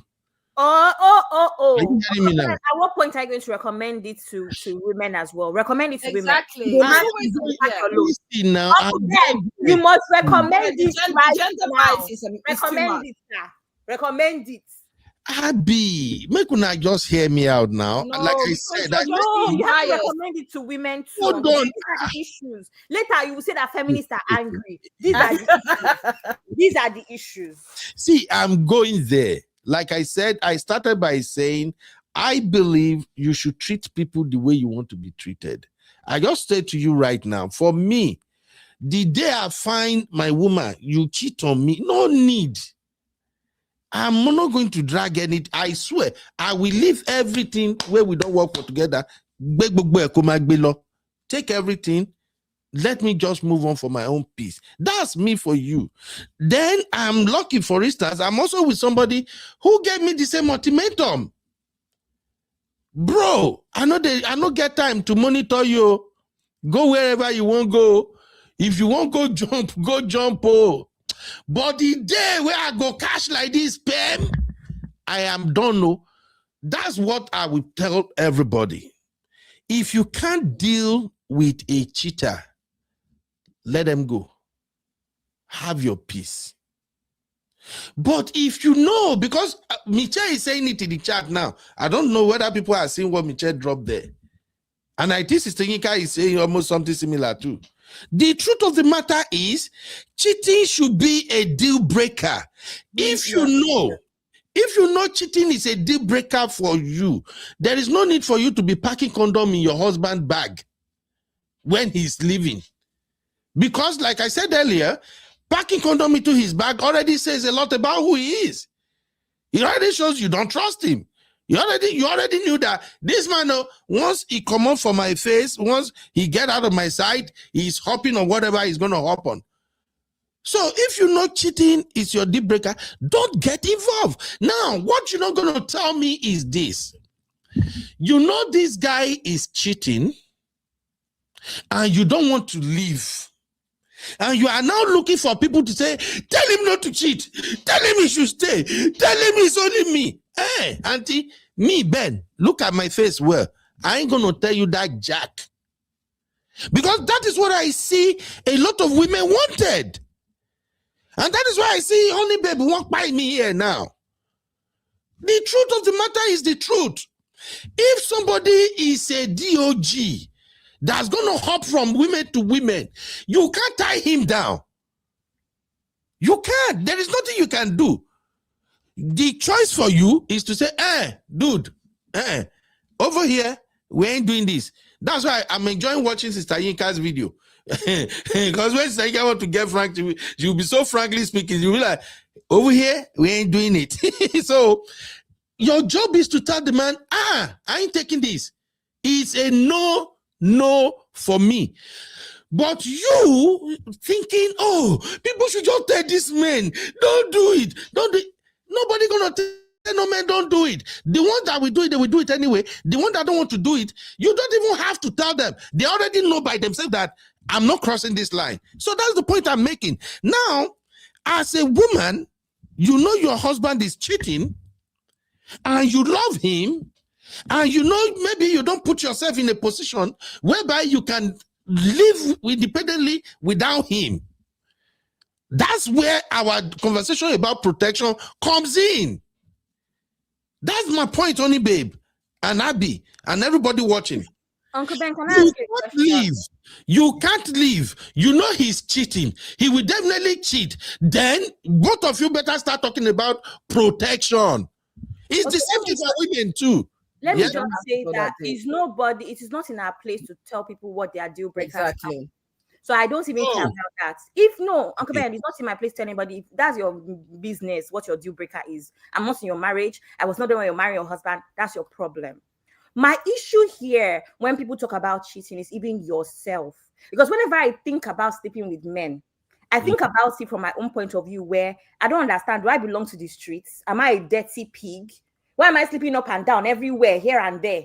My own thing is, at what point as a human being, outside of your wife, outside of your girlfriend, outside of your husband, do you actually have self-discipline? At At what point do you sit with yourself and say, as a human being, these are my standards, these are my values, these are my morals? How about we talk about it from that aspect? Oh, wife. As a human being, why don't you have that conviction?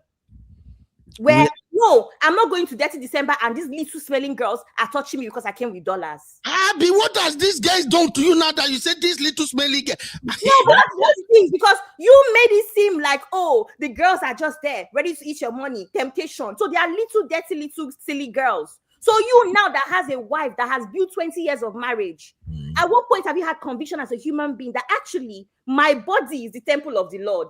Because all of a sudden we're talking about Sunday school on matter does not concern Sunday school, because into something because you know that it actually changes the course of the conversation when you bring hallelujah. Say your mind don't come down. Is on fire today, Lord. I want to carry myself a certain way. I want to be a man of discipline. At what point? Instead of preaching condom, maybe we should preach just be a man of discipline. How about that, Uncle Ben? Isn't that better? Isn't that less costly? Isn't that less costly? Abby, good. It's the same way. Uncle Ben, keep the energy. If I go back to pidgin, go back to how we said this thing. Start with pidgin. Don't now, because people that watch this past now will think that I'm the aggressor. Uncle Ben, use the same energy. No. Oh my God, energy. We're having a conversation. No, really? Now it's a conversation. It's not a dictatorship. Abby, you are yelling. You're the one that was yelling on us when we weren't talking. And the thing is, like, what Abby says is correct. I say this. We are adults. I say this all the time. We have Pekin now. We have kids. We know how we train our kids. That, listen, you cannot behave like this. There's going to be consequences if you continue to do this. Do we not teach our children that you, as a crafty big adult, you cannot control yourself? You're not disciplined. You don't have self-autonomy. Okay. You've been married for 20 years and you see women, and it's not as if you don't see women in your location or whether it's the US. Suddenly you see women in Nigeria and your eyes just go all over the place. It's Dirty December. It's not Dirty December. Dirty December is the diaspora coming back to Nigeria for the month of December. It is not sleeping Dirty December. Okay, it is honey not babe. Sleeping around Dirty December. Honey babe. Stop. You're just making things up. Honey babe. Yes, if I'm making something, Uncle Ben. You guys are tricking me, man. I don't understand you guys. Uncle Ben, let me quickly say something, please, if you don't mind. I beg. Yes, sir. See, go on. I noticed that the energy on the show tonight has completely healed Honey Babe of her cough. Now she's speaking freely. She's speaking freely. I'm so happy about that. But one thing that I do know also, flu as well. The flu is making me act not normal. Honey Babe, let me quickly clarify for you. Okay, we know. Me and Uncle Benno, we know, and we are not supporting infidelity at all, at any level. See, Uncle Benno has given his own example, and what he said is quite amazing. He said he himself cannot stand cheating, and the wife also said the day that she caught him, that's the end. What we are saying in essence is that you should be so love yourself to the point that you know this I cannot deal with it. This is a deal breaker for me. I'm not going there. So we are pushing as a man or as a woman. When you come to this level in your marital life, please choose yourself, love yourself, and live. Nobody prays to have a broken home, but if it happens in your marriage, please choose yourself and live. Simple as ABC. Thank you. Thank you, Okuda. Let's move on, honey babe. No, honey babe. Let's move on. I've already spent too much time on this one. Just one thing. You guys were not. I appreciate what Brother Dyer was saying, but you weren't actually saying that. You said you was giving option B and option C. You wasn't saying this before. That's what I'm gonna do. Okay. Thank you very much, ladies and gentlemen. That brings us to the end of second segment. Let's now go to the third segment. There is another fire on the mountain. Just give me 1 second.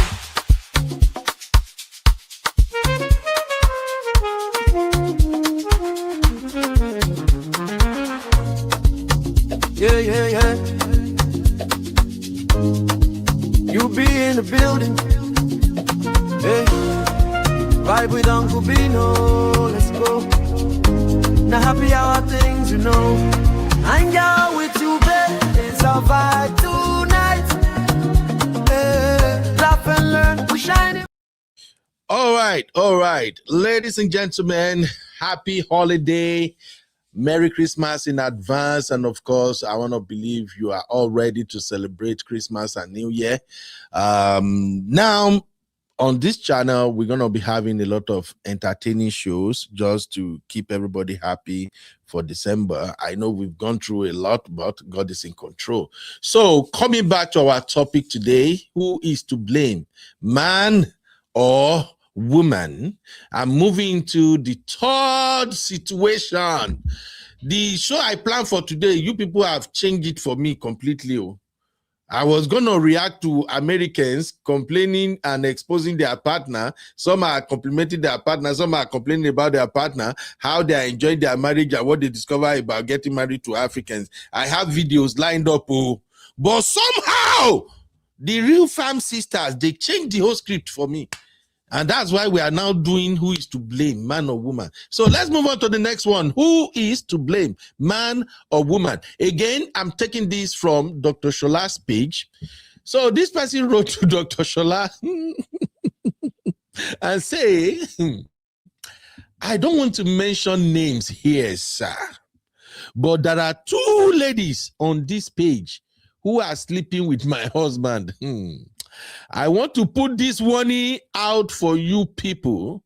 Leave him alone, or else whatever you get is yours. My husband's name is Paul. They call him Papi. Thanks, Dr. Shola.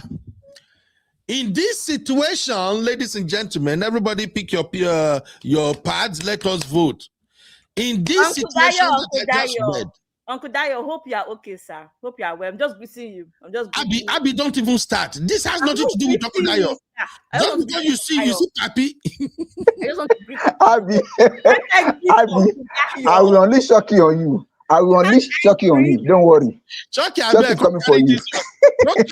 Sister Chucky, what's wrong with you? All right, ladies and gentlemen, pick your pads. Pick your pad. Let us vote real quick.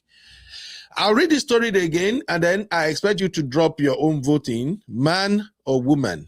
So the story says, I don't want to mention names here, sir, but there are two ladies on this page. Let me check my time. Okay, cool. I have 12 minutes left. I don't want to mention names, sir, but there are two ladies on this page who are sleeping with my husband. Women are always the culprit. Anyway, I want to put this warning out for you people. Leave him alone, or else whatever you get is yours. My husband's name is Paul. Paulo. They call him Papi. Thanks, Dr. Shola. Who is to blame, ladies and gentlemen? Let's cast the vote real quick. Man or woman? In this situation, who is to blame? Now, there are several things I see in this short warning that I want us to dissect. First of all, why is it always women? Why is it that women are the one who is always going after another woman's husband? Why? Why? Abby, you are honey babe. Can you answer that one briefly first? One minute. Abby, why is it women that are always going after married men? Why? Uncle Ben. Yes, ma'am. When you're the one in a marriage, you're the one that has been committed. You're the one that said the vows, so people cannot go after you. You're the one that allows people into your space. That's what you're not understanding. So you want to switch this now and say, why always again? I don't hear word. Men? Uncle Ben, you heard me very well. No? Yes, you did. Say it again. Uncle Ben, why Yes, always ma'am. men? Because as a man, you're the one that stood at the altar wherever you got married. You said your wedding vows. You're the one that's meant to protect your space, stop people from coming in, protect your household, your family. Now you're saying, why always women? There's always going, like you said, there's always going to be temptation. And I remember someone saying there's always going to be people that are more beautiful than your wife. more intelligent, more accomplished. But guess what? You have chosen your wife, so you did there. That has to be the most beautiful woman to you, the most sexy woman to you, period. So no, it is not always women. Why always men? Why is it that men can never keep their kidney in their pants? Why always men, Uncle Ben? That's the question we should be asking. Abby, answer my question first. You cannot come in here and twist and change my question. The question is simple, Abby. First of all, in this scenario, who is to blame? The man or woman? For man, drop 1 in the chat. For woman, drop 2. Let's vote. Why is it that today, in fact, they are not voting today? We have turned the searchlight on women today now. They're not going to vote again. Men are always to blame.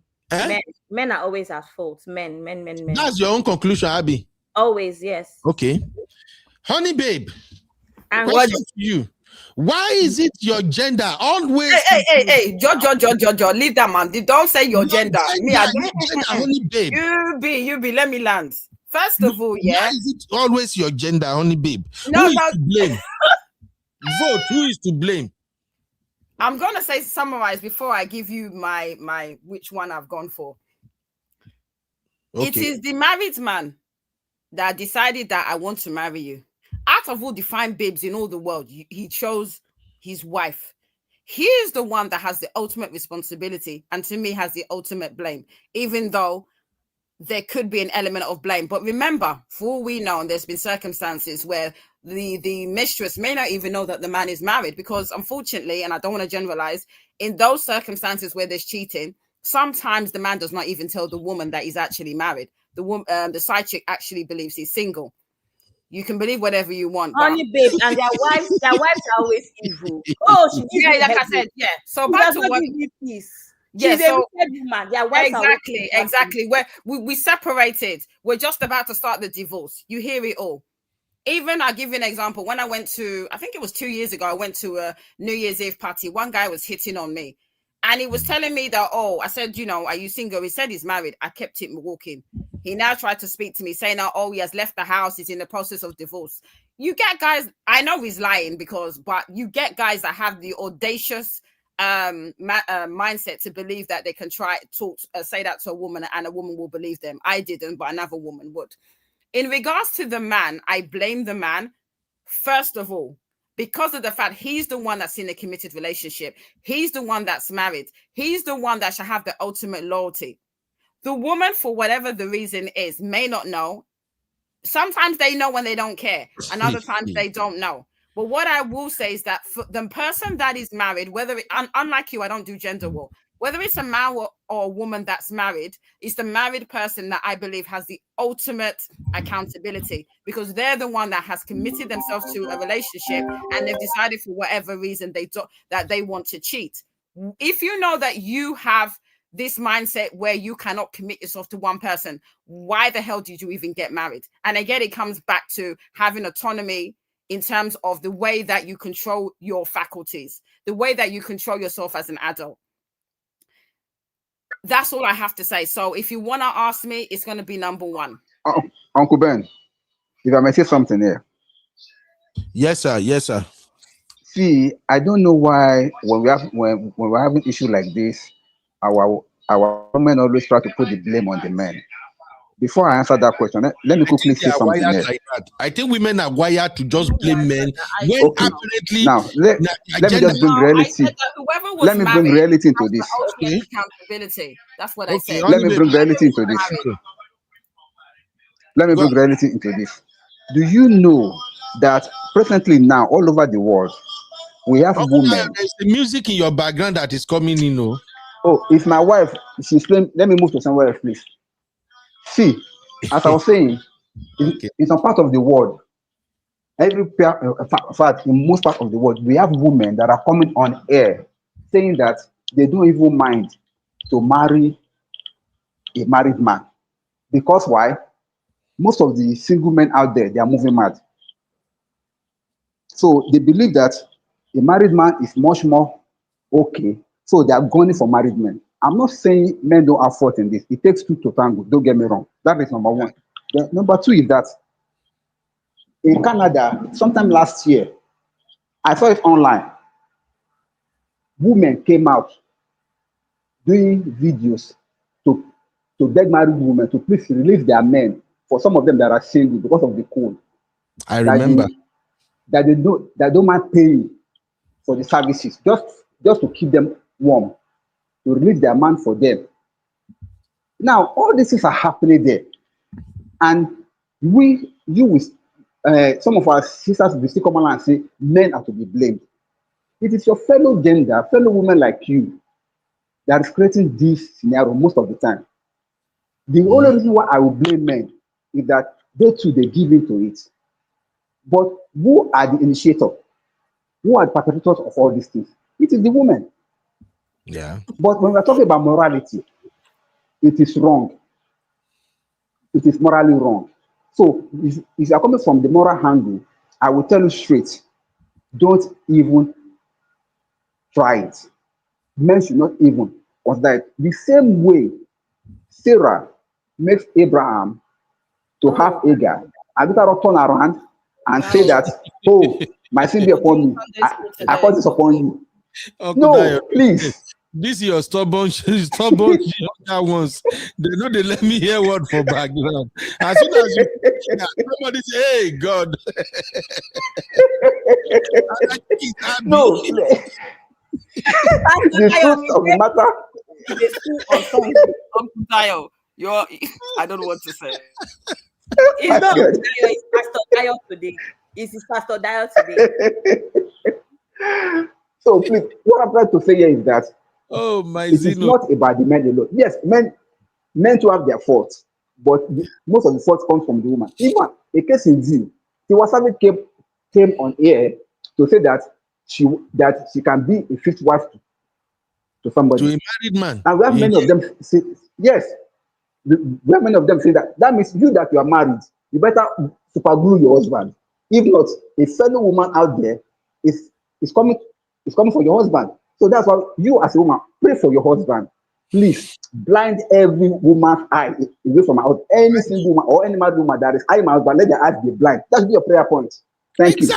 Thank you, sir. It's always women. You're not making sense, Papi. You're not making sense. You're not making sense. You know why I say that? You're acting like a man is. You put me as 5'5". I will now put a man inside my purse. That is how strong me am. No, that's what you're basically saying. You're saying to me that a man cannot control himself. We are not saying men cannot control themselves. If you let me finish my point, you're just jumping in. What I'm saying to you is that the impression you're giving to me is that it's the woman that chases the man, when most of the time it's the man that's looking for a side chick. Honey, babe, don't you see the message on the screen? My example is my dad. I love my dad to pieces, but we know that he's in Nigeria with a side piece that's the same age as me for the past 20 years. And he went after her. And that's the reason why my mom is no longer married to my dad. It was the man chasing the side pig. Yes, there's some situations where the woman, like I said, you're acting like all women are the same. I've given you an example in a party 2 years ago where a man was actively trying to talk to me. Then he said to me, I said, are you married? He said, this one, that one. Then the next thing I know, he's telling me that he doesn't live with her. I didn't even let him finish the last sentence before I kept walking to the other side.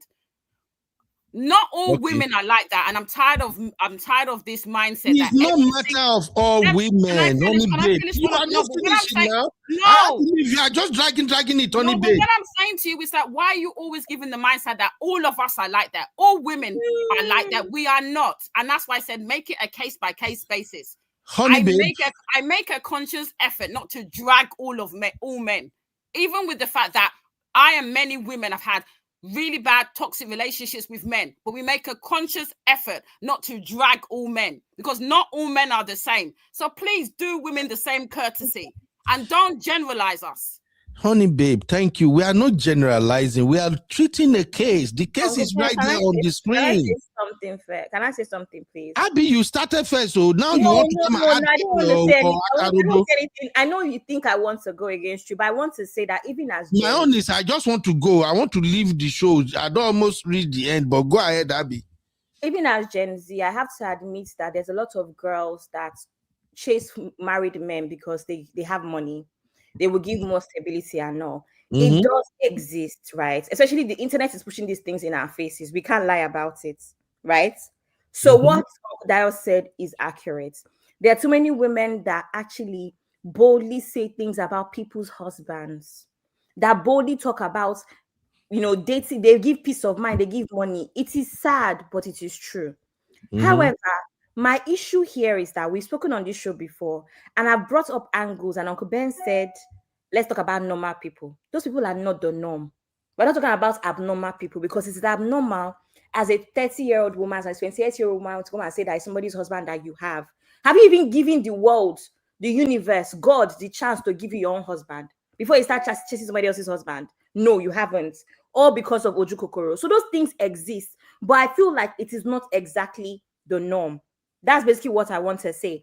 And even the whole idea of women are putting the whatever. Again, you're the one that's married to somebody, the one that took your vows.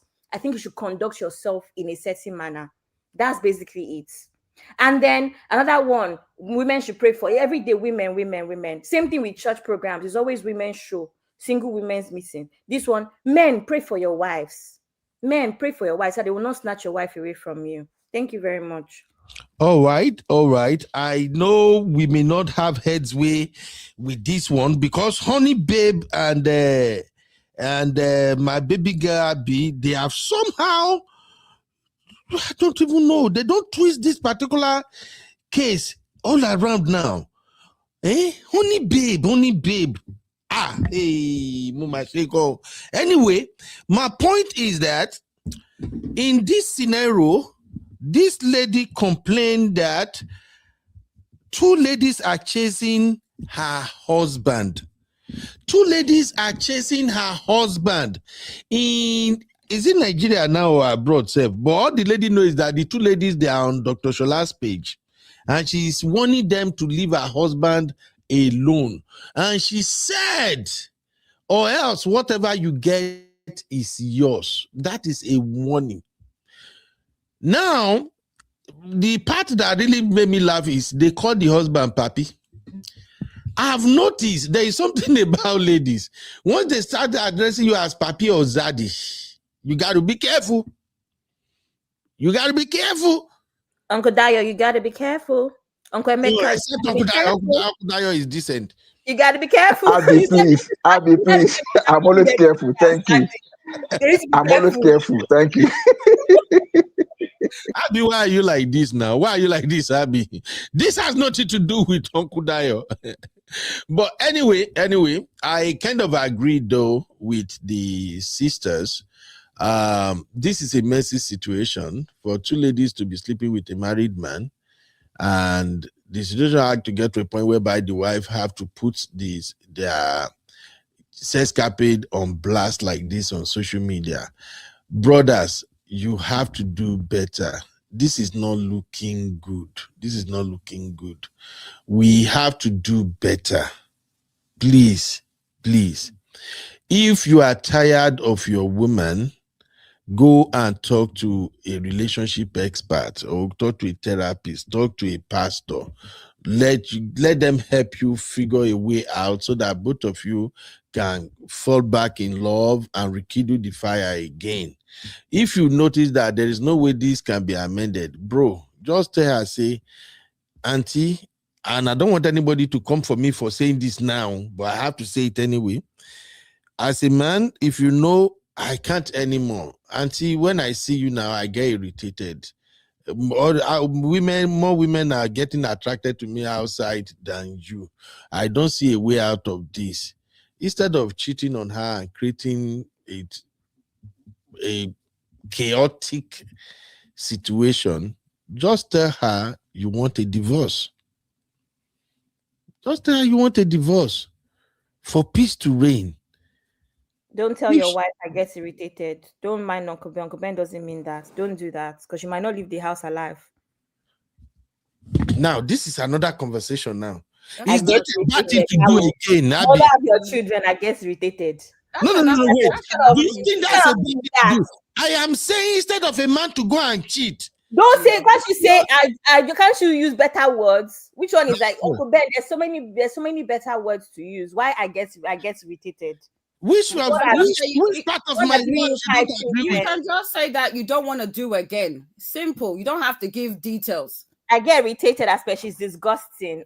So today, my ex-husband doesn't know the real reason I left him. That Oh, was wait, Also, he Uncle, doesn't know, Uncle but Ben, it's not also, necessary. You just also leave and you Uncle fuck Ben, with the Uncle Ben, honey you see babe people- and Abby, hold on. Uncle Ben, Honey you babe see people and that Abby, told hold us, on. Uncle Ben, you see people that told us that men don't cheat because they're not in love. They cheat, that love and sex is different. So where are you going with this angle now? Honey babe and Abby, Yeah. calm down first. Make I know what to be my offense. Which word did I use that bring this wahala now? You don't need to give reasons. Sometimes you don't need to give A man reasons. don't need to give reasons why he Oh, wants to you divorce. used to give No, me reason. Me, you used to give me no, reason. But you why have you to tell be- your wife you are irritated? You Irritated need to is be a nice careful word. what. Babe, wait, may we hear it one by one. Okay. The way my roadcaster is set up, it Yeah, usually filter callers. So we place one person above one person, and I mean the day for the bottom. So I can't even, people won't even hear me at all at times. So let's go take it one at a time.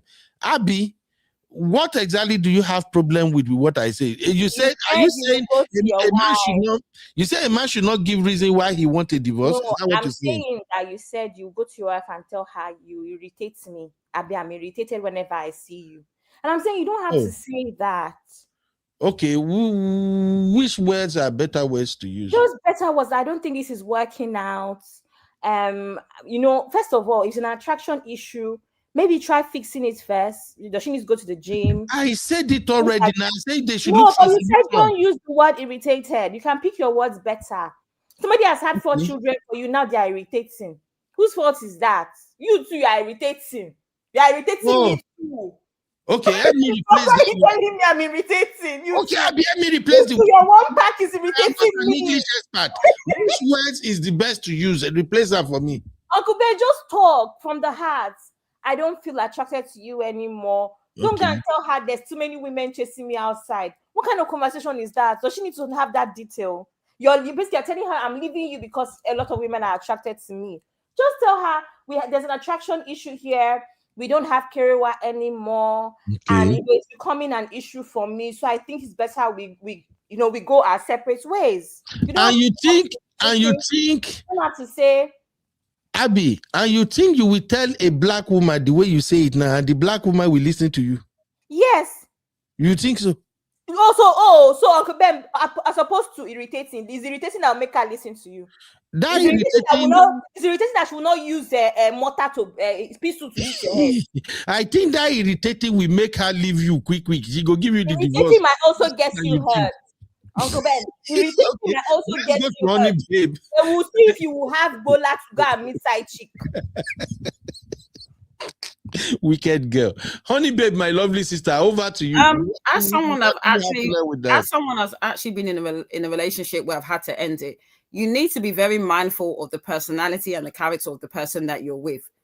Something as simple as for instance, even something as simple as saying that I don't find you attractive, saying it to the wrong person, it can end up being something else. So you need to be very, very mindful. Sometimes maybe you have to leave the house and maybe because of the personality of the person that you're in. There's many reasons why relationships don't work. And when it gets to a stage where the relationship is over, it's normally a numerous things. But especially us in the community that we have a lot of trauma, we have a lot of undiagnosed mental health. We need to be very, very careful, the person that we're dealing with. And we know very much that a number of African Nigerian relationships, there is a lot of toxicity. So you need to be very, very careful who you're speaking to. Even me, I was very careful what I said. I didn't even tell my husband that I wanted to divorce him until he had left and gone back to Nigeria. Okay, because so I was heavily pregnant. I had to be very aware of my safety. So I'm not going to say something that could trigger him.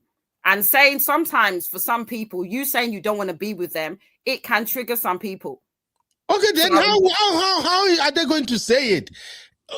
Wait, honey babe, I get what you're saying. And I think using words like, I think now when I see you, I feel irritated. Okay, It's triggering. I get it. I'm just saying, Let's be look at careful. this. Just hold on, honey, baby. Yeah. Let's look at this from a man angle. A man who felt like, I think I'm done with this marriage. I think this is not gonna work.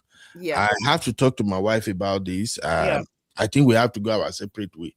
Now, yeah, if the man comes to you and say, honey, babe, I'm sorry I have to break this to you. I think this is not working. I think you and I, it's not working. And I'm thinking there's no need to continue. So I want a divorce. Now, as much as I've actually been in a situation where it wasn't a marriage where someone said that to me, I'm going to be very transparent. It hurt, but there's a way you sit down with someone and the way that your tone, the words you said, as much as I'm feeling emotional, I can respect that. It's when you're very, very non-sensitive, and what you said before, which is, I can't remember what you said that Abby had an issue with. When I irritating. Again, I'm coming back. Know your partner. I say this all the time. People know who they're with. People know that some people are easily triggered. People know they're in DV situations. So in those situations, you need to be very careful what you say. In your scenario, you're assuming that but in your scenario is a normal relationship, no toxicity, no trauma. So it's fine to say what you said. I may not like it. If you direct it at me, obviously I'm going to be crying. I'm going to be upset. But I would assume and I would hope that I would accept it. And eventually I would move on and we do the necessary divorce. It's when it's toxic. That's when you say something. We've seen it all the time. Someone says something and it escalates. And the next thing you know, there's been violence. Those are the ones you need to be very careful what you say. Okay, because so in a nutshell, I can just wrap it up. In a nutshell, should the man tell a woman he wants a divorce or he shouldn't say it? There's nothing wrong with that. I just said know your partner and be very careful with the type of person that you're with. There's a lot of we see this all the time. There's a lot of people in marriages where there's a lot of toxicity, whether it's emotional or physical violence. Be very careful. If I'm leaving a DV situation, I'm not telling you I'm divorcing you. You will come back home and I'm gone. And then you will see me. In this case, we are working. I think you guys just escalated the whole thing. In the case we are working with, careful who your partner is. In the case we are working with, we are talking about this woman that wrote this letter to Dr. Shola. That's the case we are looking at. And I'm saying, instead of people finding themselves in situations like this, a man, instead of you cheating on your wife with two women to the point she found out, now she has to go to Dr. Shola's page. Now she has to mention your name as Paul and also reference that they call you Papi. Instead of getting to all those levels, if you are tired of the marriage, why don't just divorce? Why don't just? That's the number one advocate for that. Of course, I agree with you. I'm just saying. I just said no because not everybody's normal. I don't think you get that. Not everybody's some normal. People, so if you tell them, you are simply saying, if you tell some women you want to leave them, they feel break your head. That's what I'm just saying to you. But the thing is, you would know your partner because you'll be married to them. You know that there's certain people you know the certain, whether it's friends, whether it's relationship, whether it's family. You know certain people that I need to be very careful what I say. All right, thank you very much. So Abby, I don't know Abby's schedule, but Abby, I will leave you and Honey Baby and Papi. Abby will moderate. No. On one condition. What condition? Even me, I don't know if I can continue. To women, say something nice about women on this issue before you go. That's why I'm moving to the next one now. Uncle Ben, you need to know. No, on this issue, you need to say that men can be very terrible human beings. Yes, you need to be honest. Uncle Ben, I want to put you on the long thing. Uncle Ben, I want to Put on long thing. Let her go to sleep. We can continue at another time. Good night. Happy Let Friday. Abby go to sleep. Hold on, Abby. I need Abby service. I beg. Make I do what Abby Oh, Uncle Ben, let Abby go to sleep. No. Because if you put on the long thing. Login. Let Uncle Dayo Abby na our last born. You know how Abby can be. So make her peace Abby, I beg. So, ladies and gentlemen, I want to apologize to all ladies. This man is wrong for going to sleep with two other ladies outside that they are calling him papi. The man is so wrong. Don't do that. That is disgusting. That is terrible. You are a DOG. You are a terrible man. Don't do it. Sisters, you are beautiful people, sisters. You don't deserve to be treated like this. You are amazing queens. You are such a beautiful, lovely soul. I apologize on behalf of this crazy man to all the sisters. I love you all. Abi Alpha, share you work. I'll manage it just because you're in a rush. We'll do it on that day. Thank you, sir. We'll manage it. I don't accept it. I'm going from now on, every man is a Mongol Park from today. That's how you want to do. I they do. I say, Uncle Ben, if you read the comments, started a war now. No, that is very insecure. I said, what have I done? See the comment section. And Yunkus is saying, as you say, you are fake. It's already saying like you mean it. Abby, don't accept it. It has not come from the heart. It has to come from the heart. Since eyes are saying you be saying Uncle like Ben, I warn you. You're on a long thing. You're on a long thing, Uncle Ben. I warn you. Okay. Uncle Dayo, what is wrong with women? I apologize now, Wahala. I know I apologize now, Wahala. What is this? It's M. Jones is saying it's AI. It's AI. I'm done. Anyway, Abby. Uncle Paddy say you don't go. Finish what you started. I didn't start nothing. No. That is one thing I don't understand women with. How do we please women? Women, what do you want?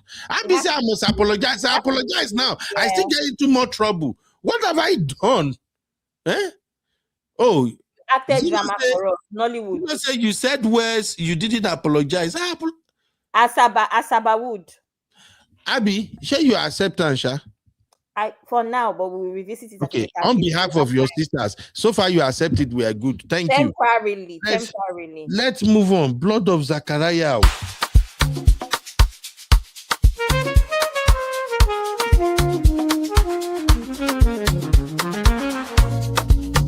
Yeah. You be in the building. Hey, vibe with Uncle Bino. Let's go. Now happy hour things, you know. All right. Thank you, everybody. This is gonna be the last segment of the show. Abby will round up this segment, but I just think we should look at this issue as we are talking about who is to blame, men or women. Now, imagine this story right here. Where is it? They know I'm gonna share this story, but I will share it. Now, imagine this story right here. It's a little bit long, but I'll read it. So this sister wrote to Pastor Shola and said, "Morning, Dr. Shola. Your page is such an inspiration to many people. 24 years ago, my aunt got involved with a guy in the US. She was in her early 40s. Unknown to her, he was married with 4 kids back in Nigeria. Along the relationship, she got pregnant, in which he denied the pregnancy. Since the age wasn't on her side, she decided to keep the pregnancy. They were not living together because he was living with women for his papers. One night, he was arrested for patronizing a prostitute, and my aunt had to bail him out from the police precinct. She was 7 months pregnant at the time. To cut the long story short, she had a baby. He visited her at the hospital but doesn't want his name or to be in the birth certificate. This man was sitting right there when the doctor was asking whose name will be on the birth certificate as the father. He refused to say anything and acted as if he doesn't knew what was going on. My aunt told the doctor that the burden of joy has no father. My niece's birth certificate father states none. She raised the child as a single mom. My niece is now a physician assistant, okay, with great career, living her life. The dad came begging some years back. The irony, he refused to take care of the children and their mother back home. My aunt sometimes had to send money to the wife back home so she and the children can eat. This is a true life story that happened to my aunt. Thank you for sharing your platform. Okay, thank you for sharing on your platform. Please do not include my name. So I know the closing part there wants to confuse you, but let me just break it down what happened. The man in question lives in the US and is married to a Black American woman, while her aunt is 40, in her early 40s, apparently kind of desperate, got involved with this man and got pregnant for the man for the first time.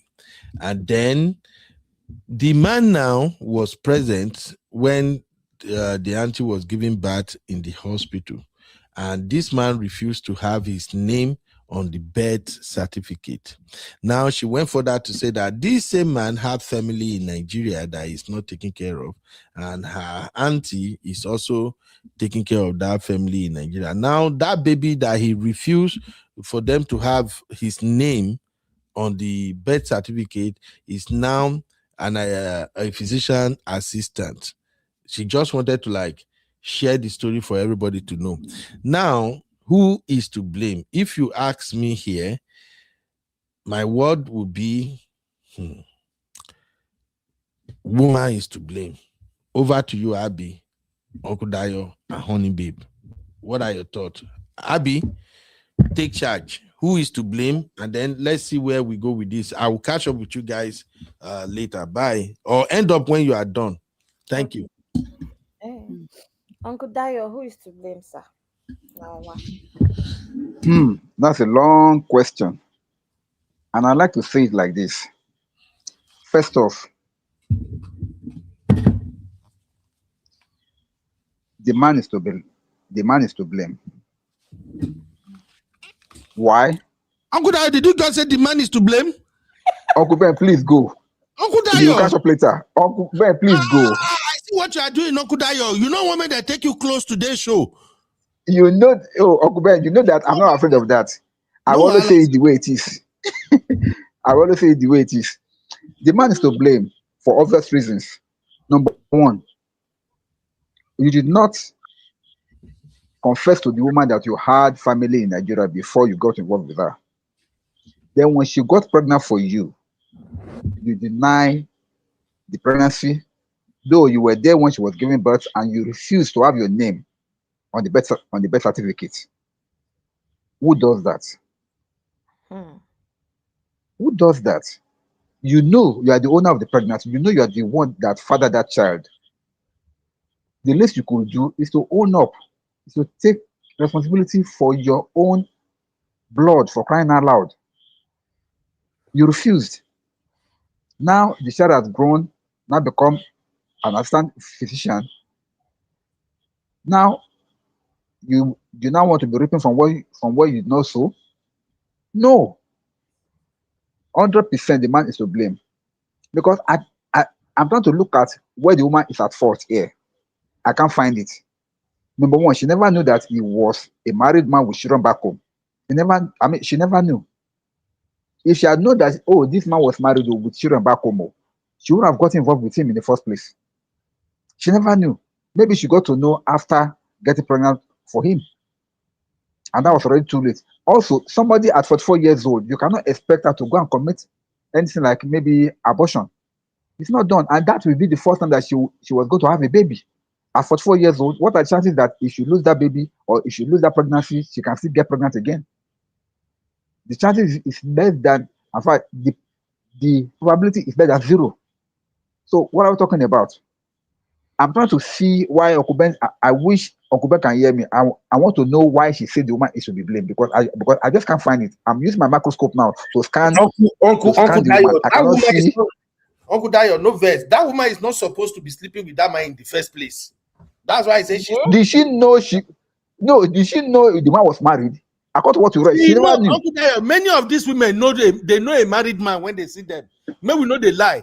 Many How women do know they know? married men when they see them. Because Uncle Yeah, because they Ben. if witness married and was man written upon our forehead,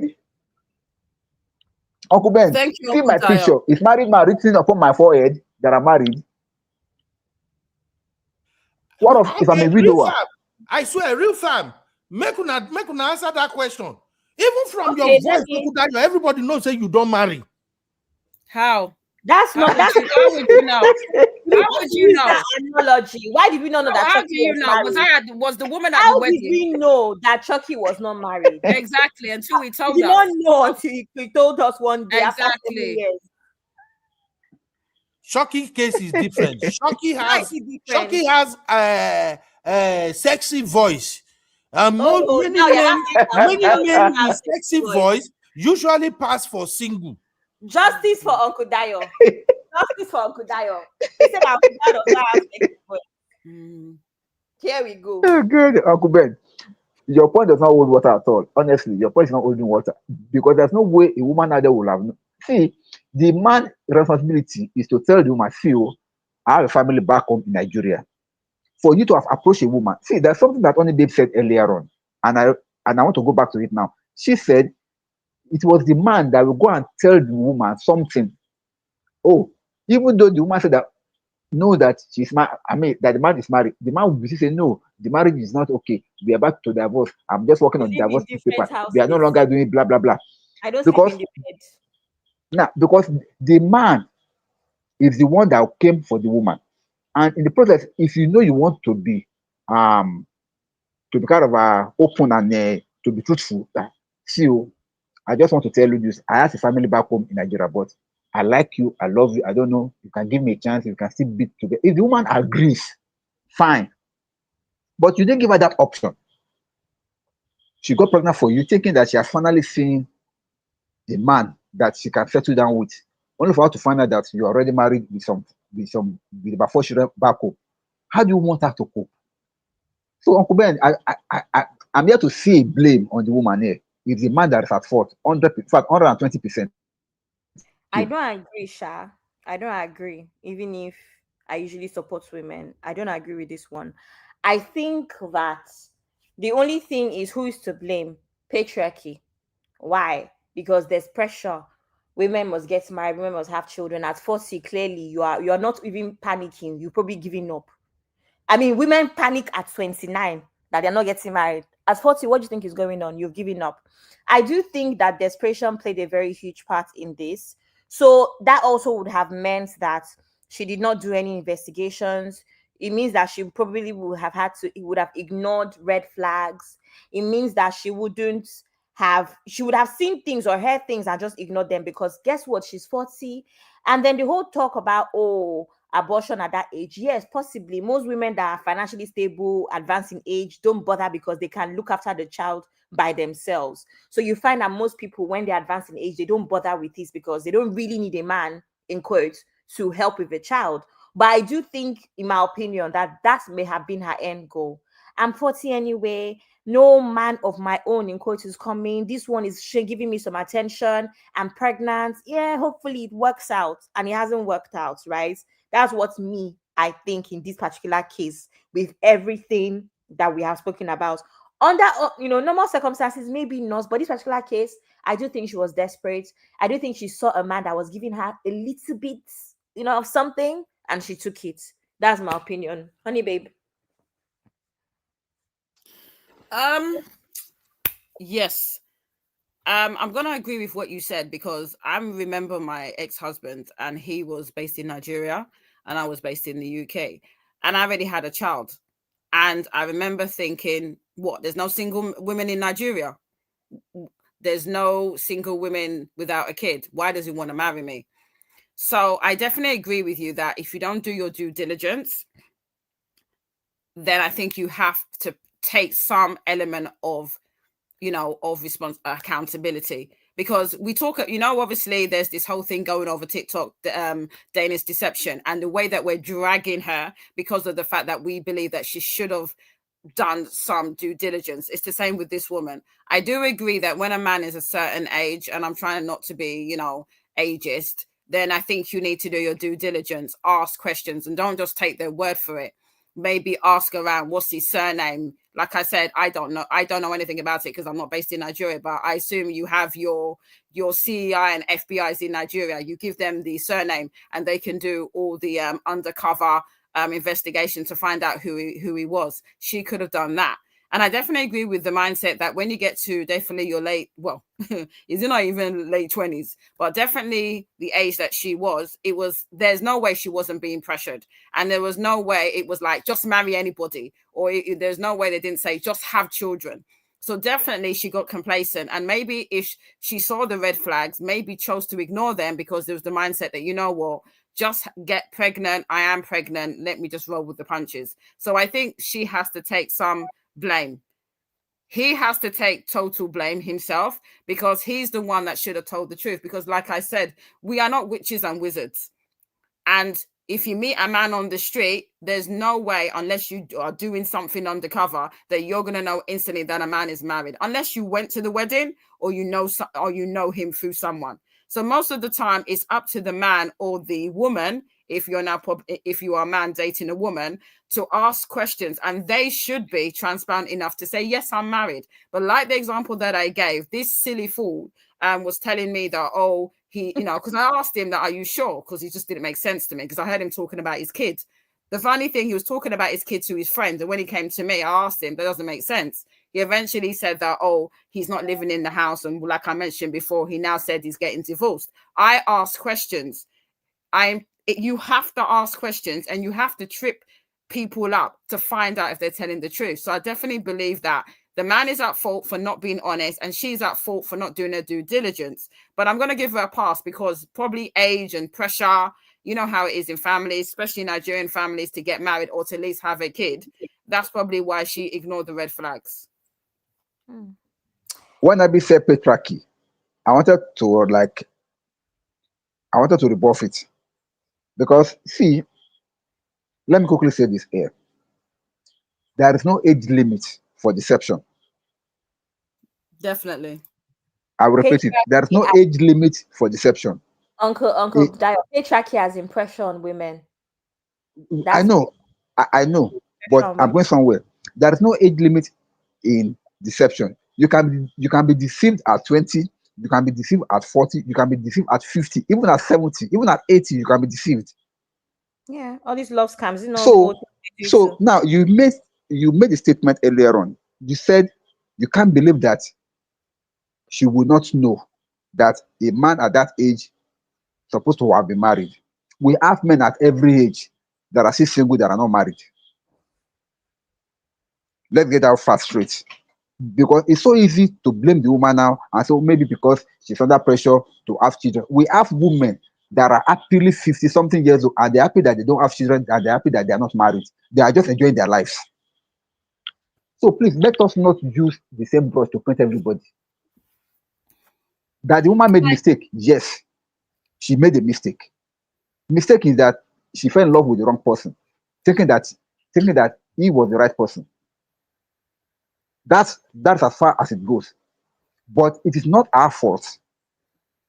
Because if you're saying that we never knew what transpired. Now, if you notice this thing, it's not something recent. Because even the child now, if the child, that means the child will be in her 20s or maybe in her early 20s, or in her early 20s. The child of this union.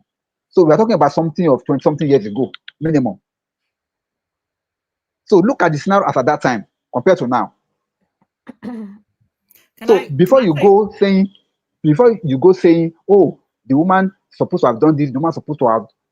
See, let me tell you something. I'm a man, and I know what some men can do. If a man want to sell you while you are standing in front of him and still give you the change, he can do it with sweet words, toast you, untoast you, and retoast you, and you not even know it. The woman can be deceived. Anybody can be deceived. So the man must have deceived the woman. No matter how desperate a woman will be, once she knows that this man has a married, has a family somewhere, some women will not even talk to you. See what my own sister said now. Only said that the moment he got to know that the man has a family, she just walk up past. That's how some women are. So this woman can be like that too. And the man deceived her. She never knew until the thing was too late. And then coming to the part of not putting his name. See, if she was so desperate to have a Nigerian man, as somebody said on the comments, she would have just put the doctor was there. She would have just put the man, this is the father, put his name. That's to show that she's desperate to have a Nigerian man or to have a husband by all means. But she was not. It goes to show that the woman has some kind of self-worth. She has her own plan. That means she does not even care. She can take care of whatever she's gotten herself into by her own self. That means you cannot blame the woman for being wanting to get married or for being wanting to be with a man. That is not in her plan. That's why she did not. Even when the man was there, she told the doctor in front of the man that the child has no father. That what means a lot, and the man should be ashamed of himself. And she took care of the girl to the point that the girl is now surviving and she's doing well, to the shame of the man. So what I was talking about, why are you blaming the woman? For what? I don't get it. Can I just chip in? As much as I do put the whole responsibility on the man, I say this again, yeah, I still believe that she has to take a little portion of the blame. Like I said to you, the impression I got from the story is that did she ever visit Nigeria? Did she actually see him? Did she go to his house? Did she meet his family? Probably she didn't. And that's why I put the blame on her. We're never going to get the whole picture because we're only getting a piece of what is on Dr. Scholler's page. But did she do those things? Did she go over to Nigeria? Did she go over to see him? Did she see him in his environment? Did she go to his house? Did she meet his family? She probably didn't. And if you didn't, I'm sorry, the woman deserves some element of blame because you can't be that much of a mumu that you would take a man's word just like that. It's for you to also do your own investigation as well. I actually think that I don't know. I know in the UK you can put a man's name on the birth certificate whether he consents or not. But I believe in the US. I believe in the US you can't.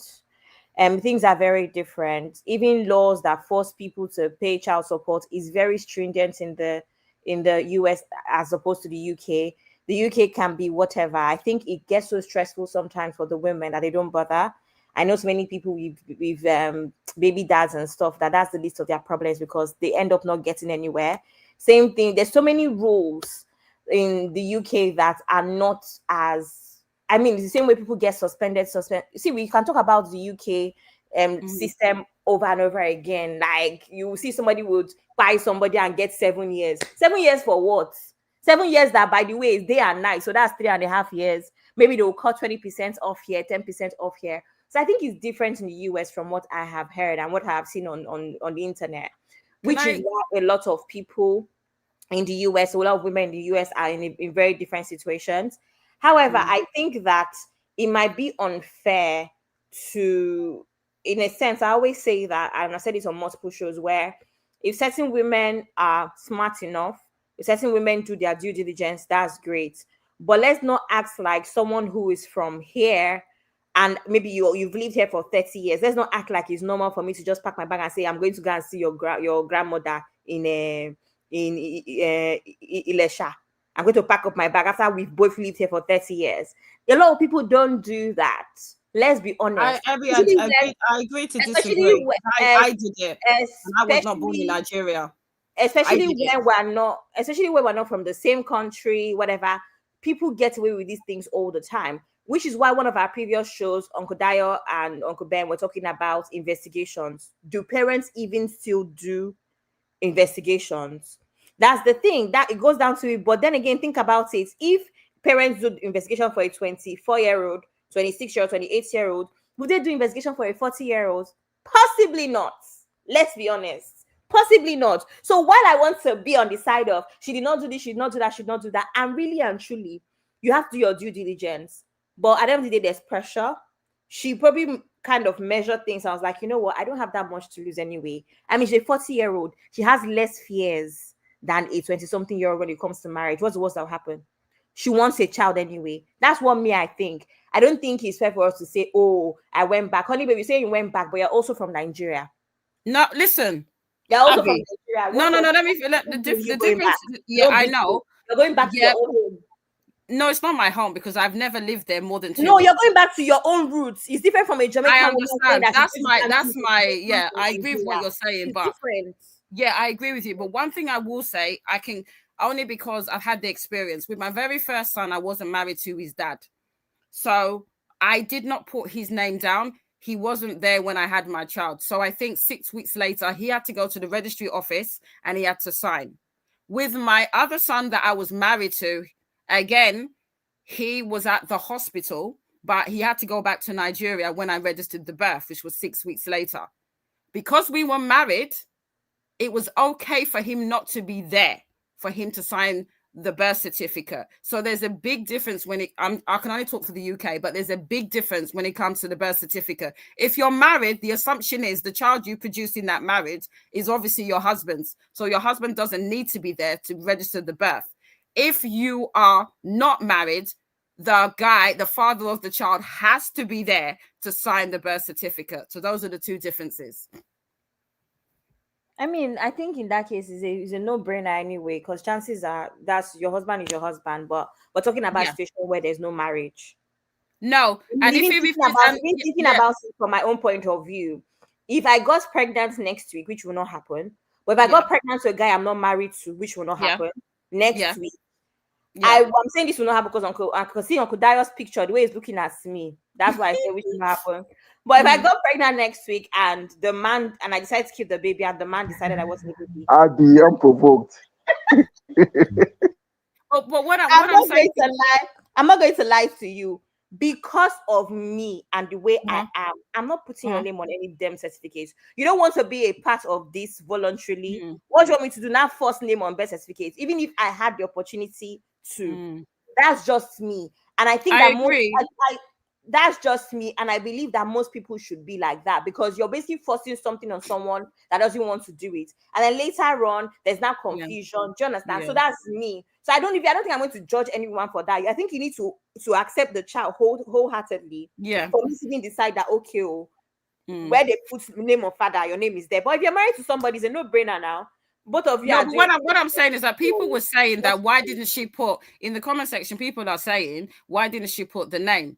And if you're not married, if you're not married, if you're not married, that's the reason. Well, but I think, like I said, it's a case by case basis in terms of what happens. There could be situations where you get pregnant, you plan to get married, but things happen and you end the relationship and you end up deciding you want to be a single mom.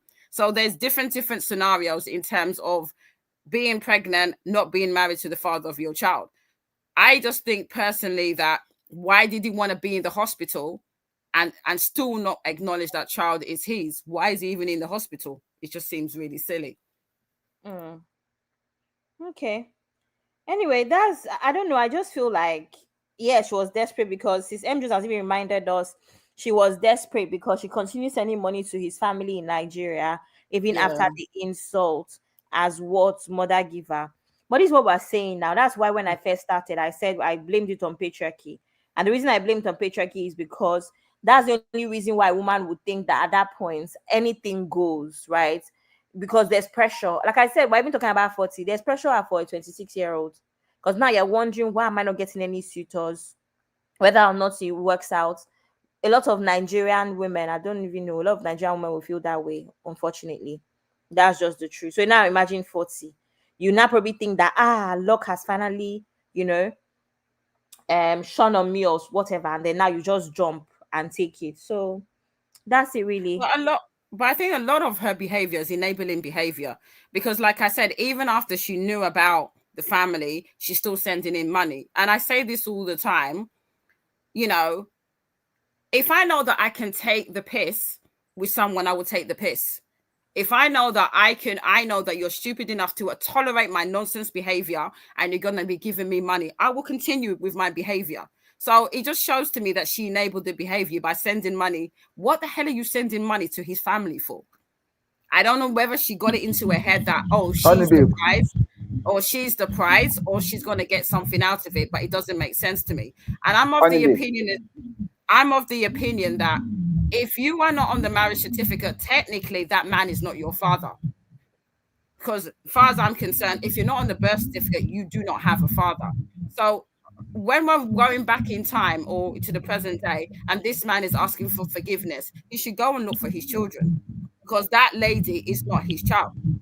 And I Honey, think that babe. a lot of this behavior is enabling behavior. Like I said to you, I just think that there's certain things you tolerate and there's certain things you don't tolerate.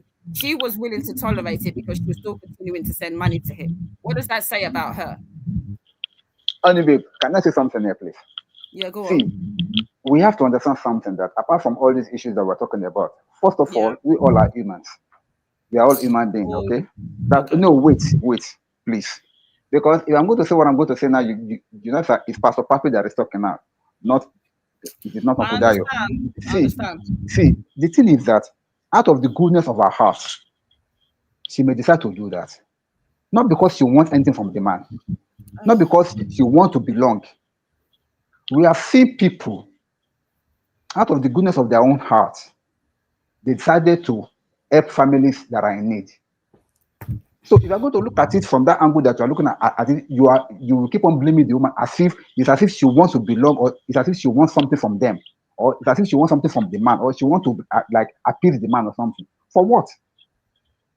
All what you've said so far, that she giving money to the family at home, may not be because she wants anything to do with the man.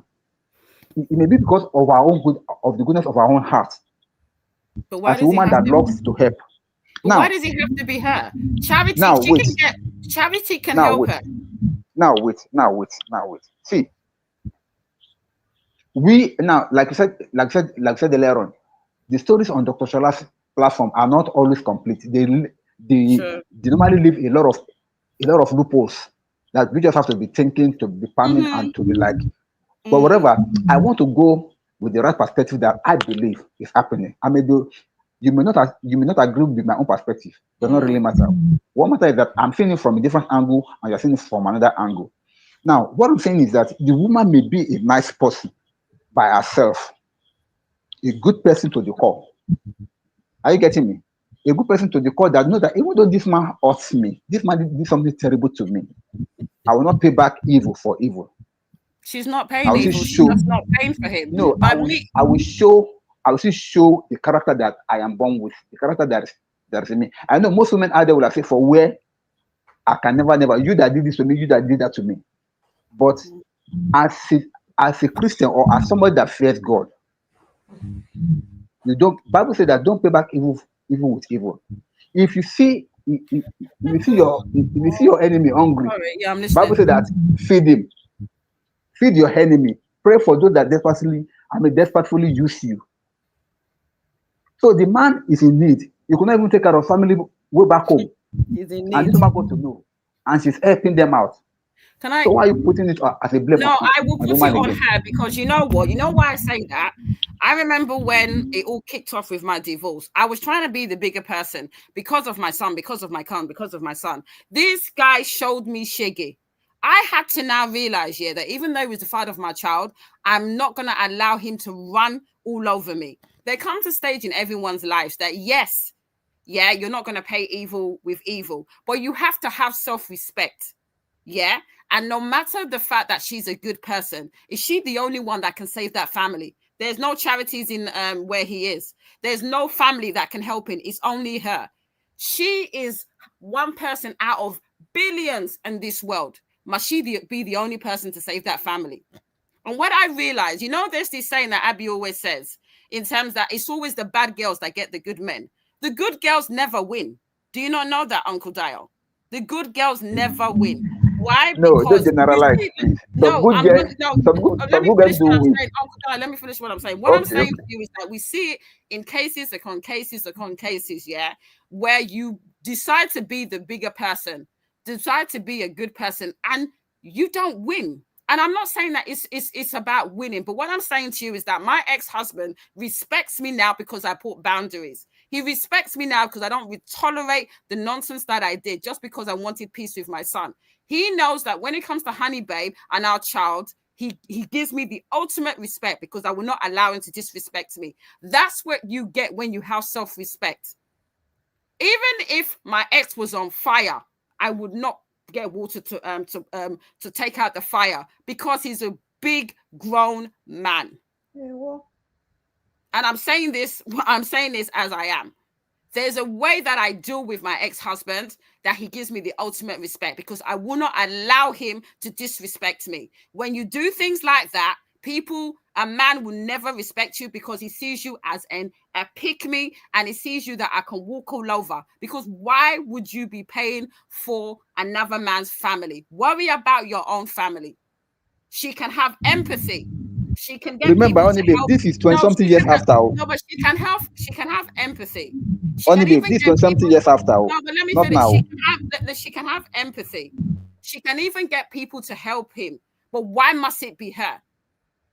I in the comment section, tell me if I'm wrong. Tell me if I'm wrong, because all I see is a woman that has no self-respect for herself. I think, Uncle Dayo, what you're trying to describe is not she has a good heart. I think that this woman thought that if she continues to be a good woman, in quotes, remember that the rule here is be kind, don't be nice. There's a difference. Kindness in this situation could be sending him Indeed post so that he can look for a job. Kindness in this situation could Exactly. be, oh, I'm actually a HR expert. Send me your CV. Let me see if I can arrange it in a way that will help you get a job. That is kindness. That's why they always preach, be kind, don't be nice. What are you being nice for? Do you understand? Cool. So I think that in this situation, this woman, like somebody suggested in the comment section a while back, a couple comments ago, I can't remember how long ago, so I don't even think I can find it. What this woman was trying to do is kind of win. She hopes that she could win because she's nice. That's a lot of women do that. Oh, this man is cheating on me. This man is clearly choosing somebody else. I'm going to keep showing him love. Love him until he sees you as a good woman. And quite frankly, it works sometimes, but it doesn't work long term. Because now, not only has he seen you as a good woman, but he's seen you as a stupid woman. So it would work for a man who actually wants to eat his cake and have it. So yes, you might win the man in quotes, but then you're in for a long game of suffering.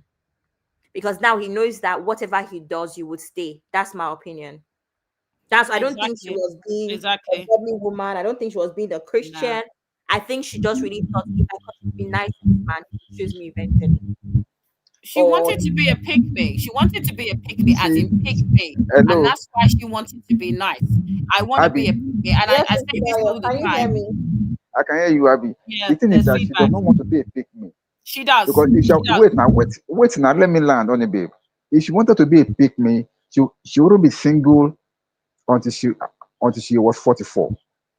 A pick-me will have gotten picked earlier on than that. Sometimes wait, I'm going somewhere. I'm going somewhere. I'm going somewhere. In the case of this man, what are the elements of a pick-me? The elements are simple. Oh, sorry. The elements are simple. Number one, a pick-me will always want to overdo to impress. A pick-me will always want you to see that she's so good and she's so nice. A pick-me will always want you to see that, oh, she cares so much about you. She's your best partner if you choose to pick her. However, in the case of this woman, see, we don't know the nitty-gritty of the whole matter. It is the sister that is talking about her hands, not the woman herself narrating her story. I want to believe if the woman herself, or maybe the man is the one narrating this story, we will have gotten more fact than what the sister has given on Dr. Shola's show. And that is where I'm coming in from.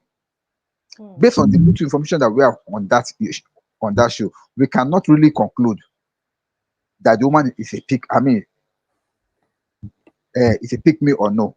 But we can say this for sure: a woman whose pregnancy could be denied, and yet the man still came to be with her in the hospital when the child was born. There's something going on here. The man himself was never completely out of the woman's life. That's number one. Because if he was, the moment he denied that pregnancy, I'm sure he wouldn't be in that hospital when the child was being born. It may be the man might have denied that pregnancy due to some certain factors that the woman could not control, and the woman understood.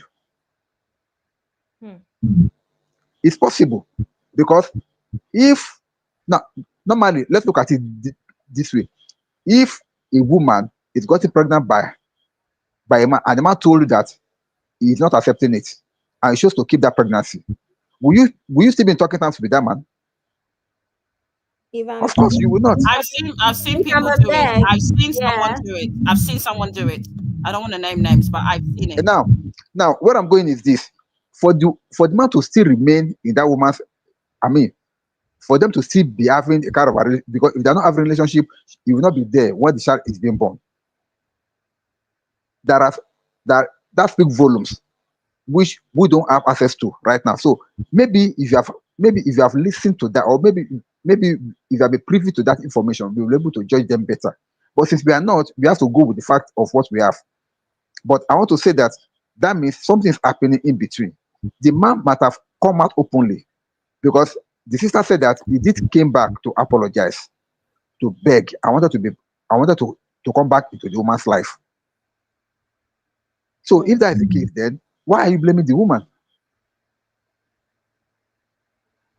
So that's where I'm looking at it.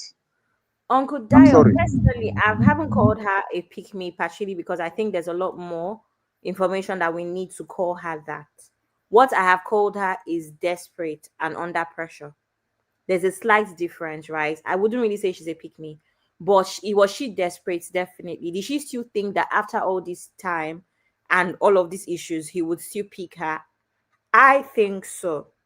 Going to the hospital, like Sis Mjo says here in these comments, because she's his ATM, exactly, right? Exactly. And quite frankly, the same way earlier on in this conversation with the other segments, where you said somebody gives her husband condoms, and it was funny is that we've heard this a lot of times. It's a very common story of women that say, at least do this, at least do that, or even women that sit with their husbands and test.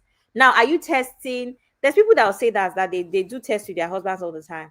Now, are you testing because it's part of the package for your yearly or bi-yearly and what's it called, health checkup? Or are you testing because you know that your husband is not very okay in the head? There's women that test regularly because they know their husband is not okay. And it's mad that I know that this is my one partner and I'm worried about STDs. That's so crazy to me that I have to now test, not because it's part of this package that we do, right? So it's the same thing where there's women that are so forgiving, in quotes, for whatever reason best known to them. Not anything that I understand, but there are women that are forgiving. That could have been the case here. Again, like I said, the rule here is be a kind person, but don't be a nice person. What are you being nice for? So that's what I think, Godayo. I think my thing is that she probably was desperate at the time she was 40, but I still think she's a pick-me, because I still don't understand why you're now financing his whole family. It's like me suddenly giving money to my ex-husband because he's lost his job. What the hell does that got to do with me? The same way that I am looking after my child, the same way he should be looking after his child. And if he has lost his job, go and find another job. So I say that because I personally think she's a pick-me. And there's a lot of women like that probably she's 60 now. Let's assume that the daughter is like 20 something. She had her at 40, 60 something. Who else is there? If she's not married or in a relationship, who else is there? So she's probably thinking at the back of her mind, by paying his money, I'm showing that I'm the nice girl. I'm a really, and the thing is, remember, there's a lot of pressure from our mothers and our grandmothers saying that we should make it work. I've heard stories of friends of mine that have said that they've obviously broken up with the father of their child, and there's been pressure to make amends because you can't look after that child on your own. So for all we know, she could have been pressured or thought that because of the way that she's been brought up, that she has to make it work. That even though he has disrespected her, she's devastated, she'll still pay for his family because she wants him to know that she's the one that's there for him.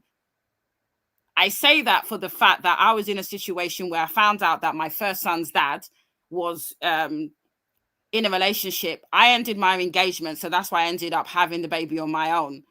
And then I found out that the other woman, who has a son 3 months older than my own son, was saying, oh, if Honeypay doesn't want to help you do papers, I'll help you. She was a pick-me. And there's a lot of women that choose me, because the other woman, oh, I want to be better than the other woman. So I say this from personal experience, where I've been in a situation where I knew nothing about my fiance at the time and found out through a friend that he was cheating on me. And I immediately ended the relationship, ended the engagement, and decided to be a single mom. But there are some women that know the writing on the wall and choose to be a pick-me. So I say this, and I believe that she is a pick-me, because I believe when a man denies that he's the paternity of your child, denies that he's the father of your child, you should have nothing to do, because that's a disrespect to your child. And to have a birth certificate where the father's name is blank, do you know how devastating it is for a child? I think it's important to talk about people's value systems. I remember that I knew somebody at some point in my life where, in the process of planning this birthday trip for her, was when I found out that the man that she was dating was married. Why? Because I had to speak to this man, because the man had a couple of surprise things that he wanted to do through me, her friend. So in that whole process, the man is telling me how he's traveling to see his family. So I'm asking him questions like, oh, really? Is it your sister or your brother? And the man said, oh, no, my wife and kids. I said, pardon? So I reached out to this individual and I say, what's going on, sis? This man is saying, oh, she said yes. But the reason why she's comfortable with it is because he's Muslim, and Muslim men can marry 2 wives. I'm like, oh, okay. And this was a 25th birthday, so this was a couple years ago. So you're about to be 25 in a couple of weeks, hence we're planning this trip. And he's in his 40s, I've now found out. So you think you're going to be the second wife, or you think that when it comes to cheating with a married man, it makes more sense when he's Muslim, because in their religion anyway, they can marry. So can they also cheat as girlfriend? Because as far as I know, your plan is not to marry this man. I said this to say that sometimes there's a moral system here. Everything doesn't even have to be pick me, desperation. Some people are okay with things. I think we need to start to acknowledge that. And I say all this all the time when us women come on Uncle Ben's platform and say, in my marriage, in my relationship, what did I say? I say, congratulations to us for being amazing women. Congrats to us for being perfect. No, I say it all the time. Congratulations. Yeah. We have gone through trials and tribulations. Now we are here. Congrats. But guess what? Not every woman has. Not every woman has. So I've just realized that there's women that are out here. Uncle Dayo used the example of Tiwa Savage. Oh, I'll marry a second. So you know, women are okay with being second wives. Wow. As long as their bills are being taken care of. In fact, one of my dad's what do you call them, tenants in one house like that. I remember I went to visit Nigeria, and my dad usually does this thing where we do the rounds. So we do the rounds to show me updates and all. And we went to this thing. I was just thinking how the woman is here and the husband lives in Abuja or something, and it's somebody else's husband. And I said to my dad, I'm not going to lie, no disrespect, but for me to be a second wife, there will be signs.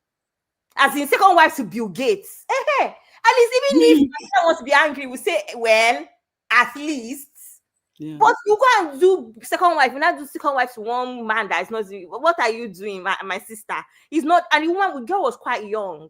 That's the thing. So I didn't really understand. But that's what we don't understand is that some people are okay with things like that. And it's just a case of, at least he's taking care of me. How many times have we heard stuff like that? Yeah, we have. He cheats, but at least he comes home to me. But at least he pays the children's tuition fees. But at least he does this, but at least he does that. Yeah. There's women like that. So every time we're coming here with our own standards, we're coming here with our opinions, our own experiences. There are women that are okay with being the other woman because their basic needs are being met.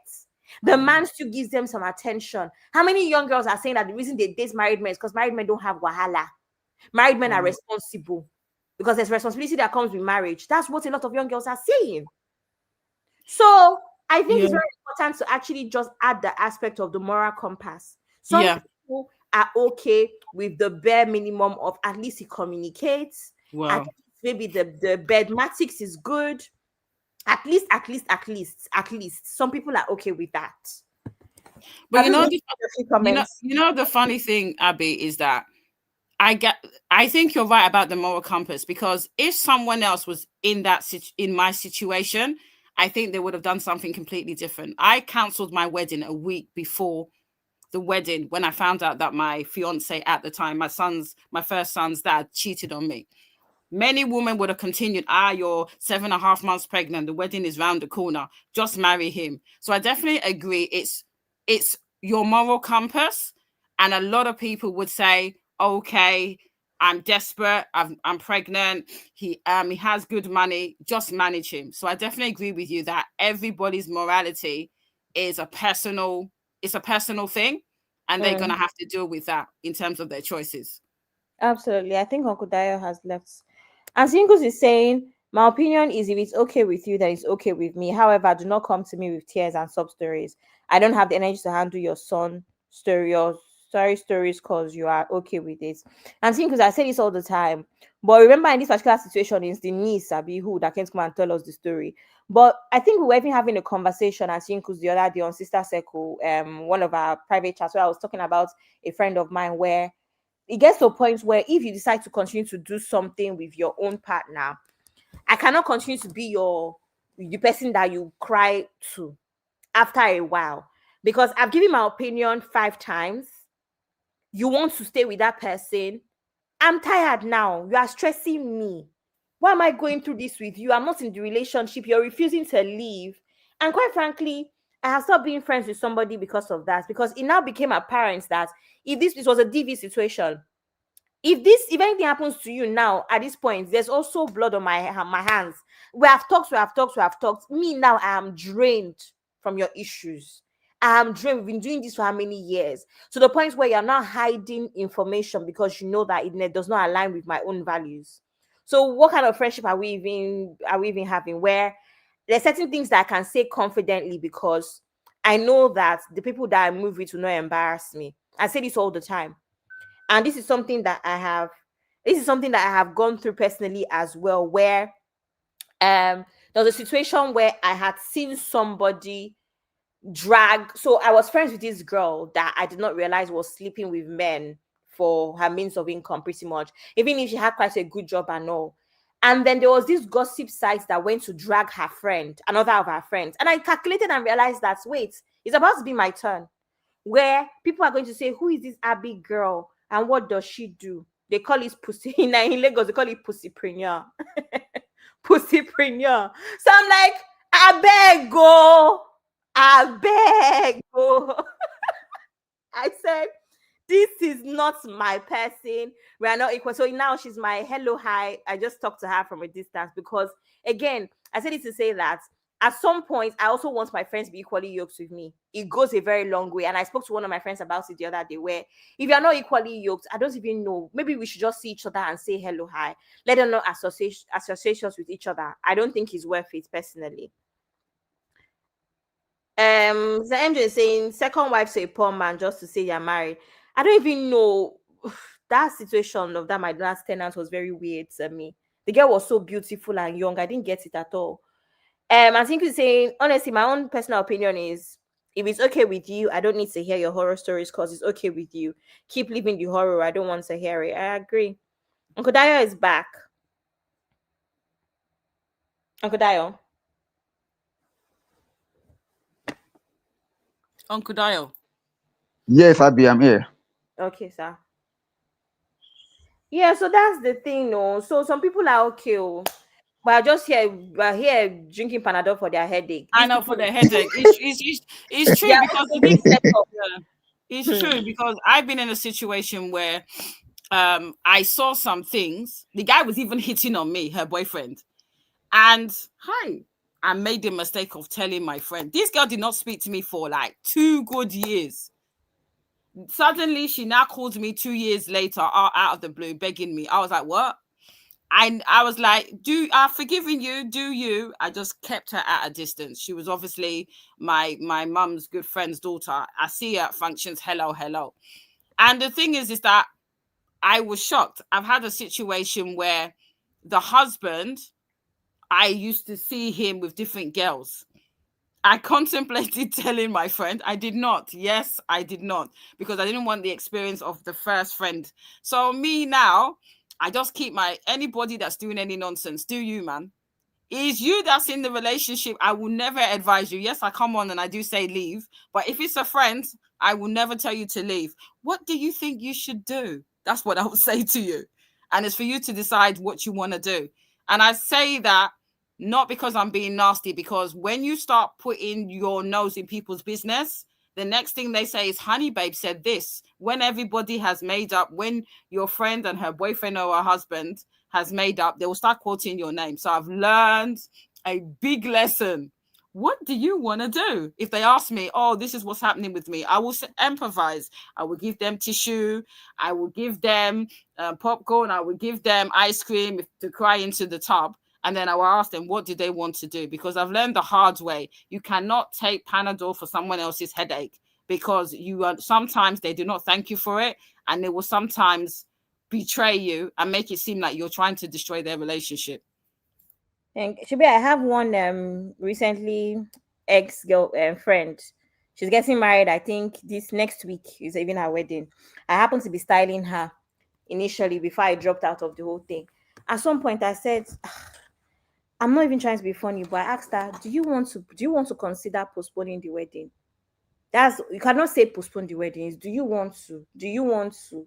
Have you thought of? You have to give suggestions, not because at the end of the day, it's not yours. And quite frankly, the wedding, I believe, is next week because she's going on with the wedding with all of the clear signs. You met somebody 3 months, you're getting married to them, and clearly you realize that you actually don't really know them, and this is causing a problem. You realize that your mother-in-law is a witch. You realize your sister-in-law, everybody's not okay. Maybe you should consider at least staying engaged for a while, so at least get to know them. It's already too late. It's happened too fast. But the least you can do is, called off engagement is better than divorce. So that's it. But Abby, now, guess why we're not friends anymore? Because I'm wicked and I'm jealous. That's it. Your end of Really? the Is that what she said? No way. I'm jealous now. You don't know that if I invite you to No another way. girl, that's Abby, your husband is moving mad, sir. sorry, I heard something you said. That's why I wanted to cut in real quick. Oh. You Okay, sir. said if you're gonna be a second wife, it would rather be to be gate. Let everybody understand. Uncle Ben, I told you that there will be signs. Uncle Ben, if I come and tell you that my husband is 50 years old, hey, Uncle Ben, even you will say, baby of the house has a plan. Abby, that's why I wanted to recommend and to let you know that Ned Nwoko is God session. forbid. They know where it's poor now. Don't mention that man. No. Ned is rich. Leave him. Oh my god! Billionaire. Oh my god! Me, Uncle Ben, you go see him. As in, everybody will say, we don't like it, but we understand. We understand. I'm telling you. Hey, you can understand with Ned now. God Ned is forbid. looking for a second wife, smart, brilliant, intelligent. Why are you not considering him? Uncle Ben, I'm too old for Nedwoko, number one. Number No, two, you don't carry me like trophy. Number two, I'm not light skinned. Number three, Nedwoko, I don't want to share bag and Ferrari with anybody. I want my own. Ah, She you wants are her a robber. original bag. She wants Thank her you. own original And bag in authentic her as own well. name. Thank you. So anyway, in all of this, we consider 4 stories today, and the question still remain: who's to blame? So, can we conclude that in all the stories, women are to blame for their Oh my bad God. choices? Uncle Ben, you know that I can see end stream on my top right. If I click it, the stream has ended. The No, stream has ended. yeah, girl. Simple question that you know what answer am. Can we just agree that from the one who went to the hotel to fight Chai's chick to the one who, what was the second story about? Self, make I try if I fit still remember. To the one that go to Dr. Shola's page and warn other ladies that they should stay away from Papi. And now this one. Can you see that your gender is somehow they need deliverance, Sha? Might I just put her No, like it's a that? case by case basis, and Uncle we're going to Ben, judge each Uncle one on Ben, a case by case let me Yes, say sir. basis. my bit so that I can leave because I know you and the guests are going to start another long thing now. I will say No, I'm just sitting no, here sipping my no, coffee. Oh. no. I will say this, and I want to say it for real. Okay, in all this situation, this very last case, um, the ladies want to blame the woman, but me, I blame the man wholeheartedly. In the case of the first one and the second one that went on Koshala's show to go and be attacking the woman, they were both wrong. The two women were wrong. But so I would say it is two against one. The two women in the first instances they were wrong, but the last one they were. I mean, the woman was not wrong. But if I'm going to go by the lady's narrative, that means both first, second, and third, all the women are at fault. So Okay. that's my How take about the for one? the day. How about the one that the cap is burnt? The cap is all burnt out. The Ha, one with Uncle dirty Beno, December. Uncle Beno, that Yes, sir. one, the man was the one that was strong in that situation, and they Even has while paid the he's due trying to price. save his wife, even Uncle while he Beno, tried to save his wife, trying to protect the the o- wife by the making only sure thing he he did not did right, transmit it to the wife, the sir. only thing he did right was not to transfer it to the woman, but every other thing he did was wrong. Simple as ABC. Okay. Thank you. Thank Thank you, you. sir. Honey babe, how about you? Case one, two, three, and four. What was the first one? I can't remember. I got four. The first case, the woman went to the hotel to fight the side chick, and the side chick beat nonsense out of her, Oh smash dear. her head against the Oh wall, dear. and then after the Idiot. whole fight has been done with, the Mm. husband quickly hold the child chick hands, and they both left her in the hotel. Why the hotel management are calling the police? That's the first one. Who is to blame? Totally, totally the wife. Move on. Why would you come to a hotel? Sorry, I'm holding my head. Why would you go to a hotel to fight a side chick?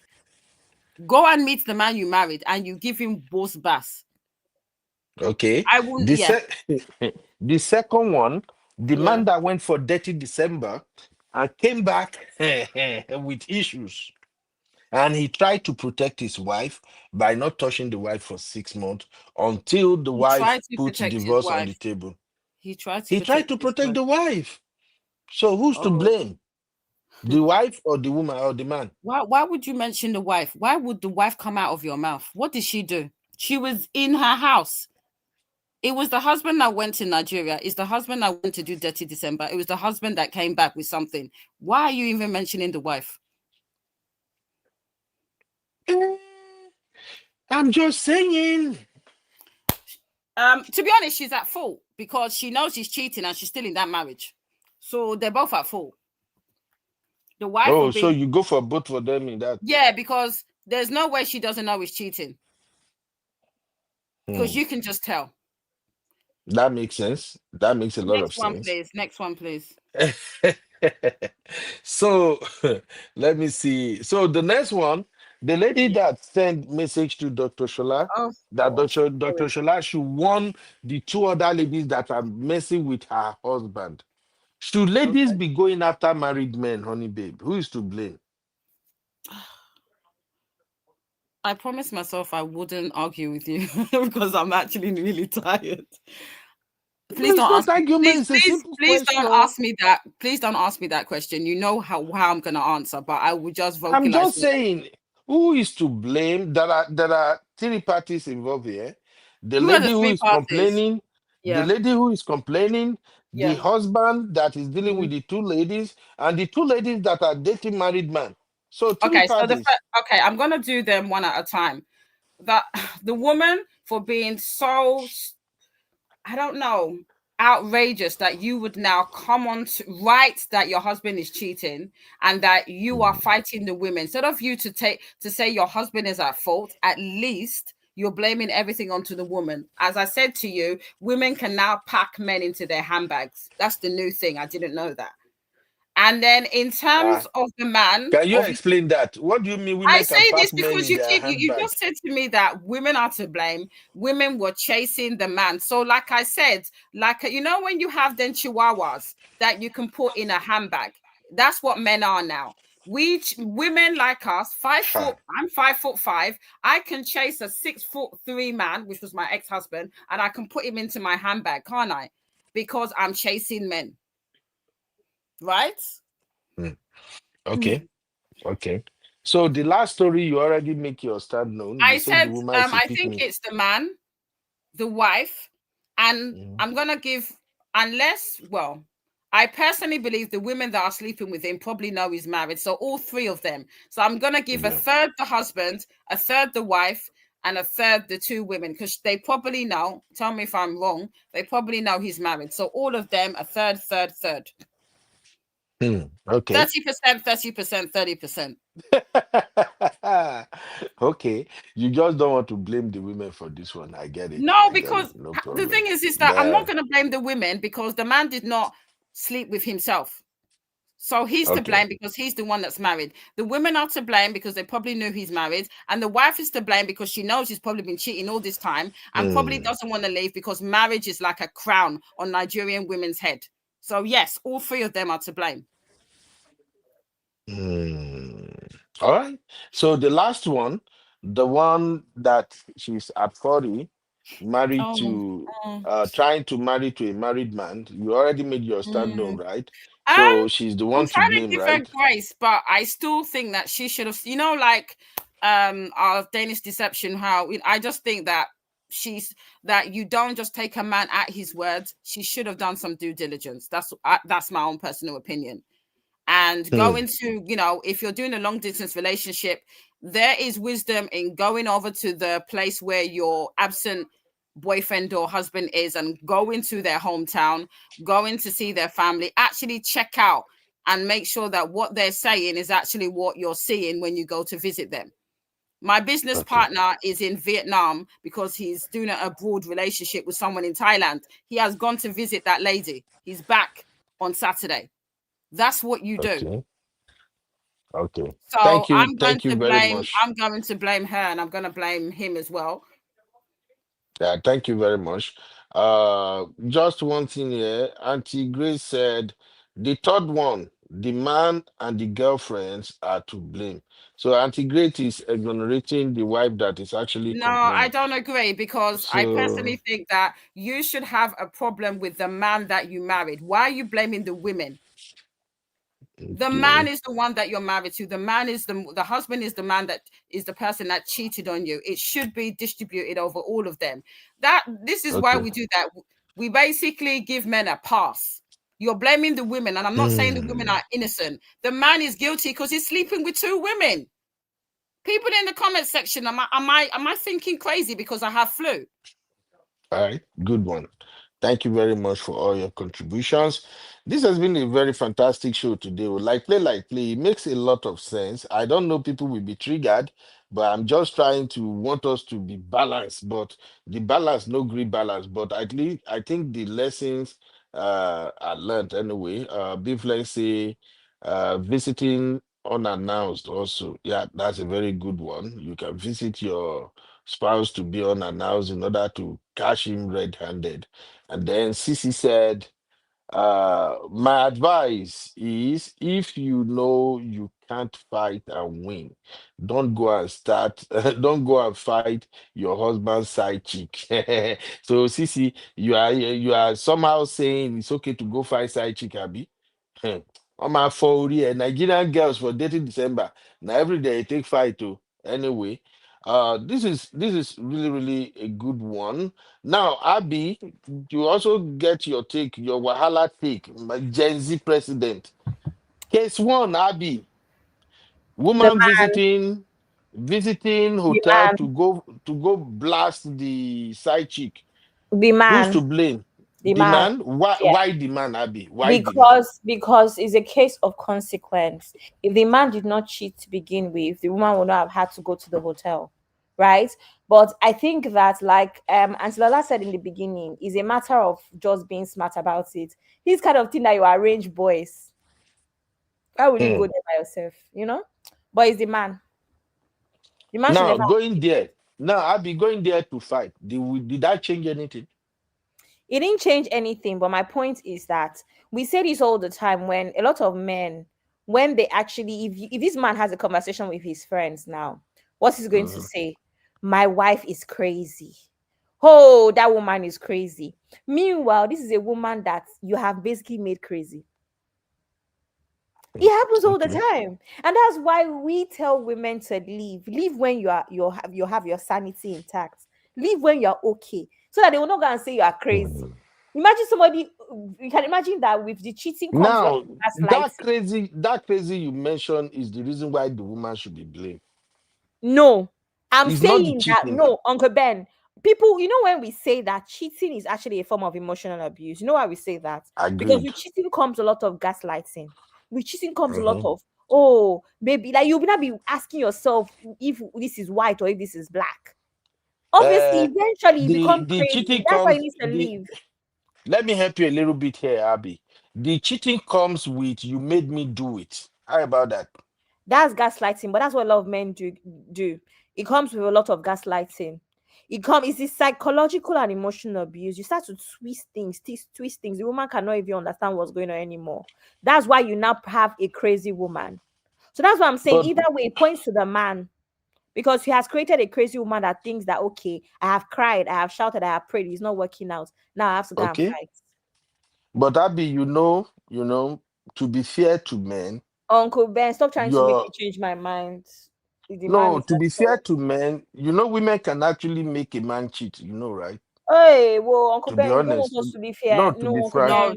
Uncle Uncle B, Ben, no, let's not let's not start. do that. No, let's No, not do that. I'm just Let's not having the do that. conversation No, with Abby. no, no. I just want no, I only babe, see now. I just wanted Abby to convince me fully why Abby choose to blame the man. But sometimes women can actually make a man to go do it, Why? Because she no longer wears what you like to bed. Why? Because now she Mm-hmm. ties wrapper. Why? Because Mm-hmm. she doesn't look after herself now. She's Mm-hmm. not wearing the And things and, that and you and like. and she could add some spicy of nagging to Yeah, she's that, not calling you pappy. She's not rubbing your Yeah, no head. Zaddy, no All those things. Dogun, She doesn't give you the you know. positions that you like. She Like, doesn't wear your favorite no. color of You see, lingerie. this is why I like this guy. This guy know what's up. So Mm. women can actually make a man do it.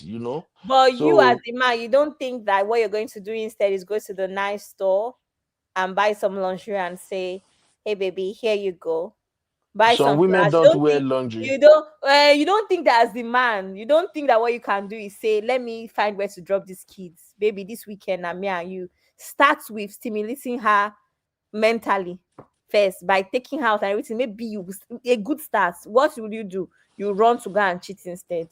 That's what I'm saying. That either way, Uncle Ben. See, everybody that has hacked this marriage thing long term, congratulations. It's not easy because at the end of the day, I was watching one of Auntie Inkusi's videos where I commented and I saw her reply where she was talking about how the woman did a 360 and decided to now become a soft woman, a feminine woman, because she realized that she was losing her husband. And my comments on that video was, but the man was also receptive to the change. Okay, Abby. Even if But you the focus on that video was the woman, some men are not even receptive. Some men are not helpful, knowing that but there's so much more that comes with a woman acting that way. You want somebody that does not like her body anymore to wear lingerie. Someone that does not like her body Abby, and have 4 children. How do you want her to get to that Abby, point? You need to help her. Hmm. No, Abby, don't wait. convince me. No, Uncle Dayo, Abby, no. wait. No, no, calm down. That video you're talking about, that was Sister Yinka's video, and the man in question was bearing my name. His name was Dayo, Yes. and That's it. Uncle Dayo, and I what know have the you done way, today? and I know no, and I know the way we Dayo will roll. The man, no. Seriously. See, the man. Don't say the man was not being receptive. No, No, that's not what I said. the, I said that my comments was that actually kudos to the man for being okay, receptive when his wife did a 360.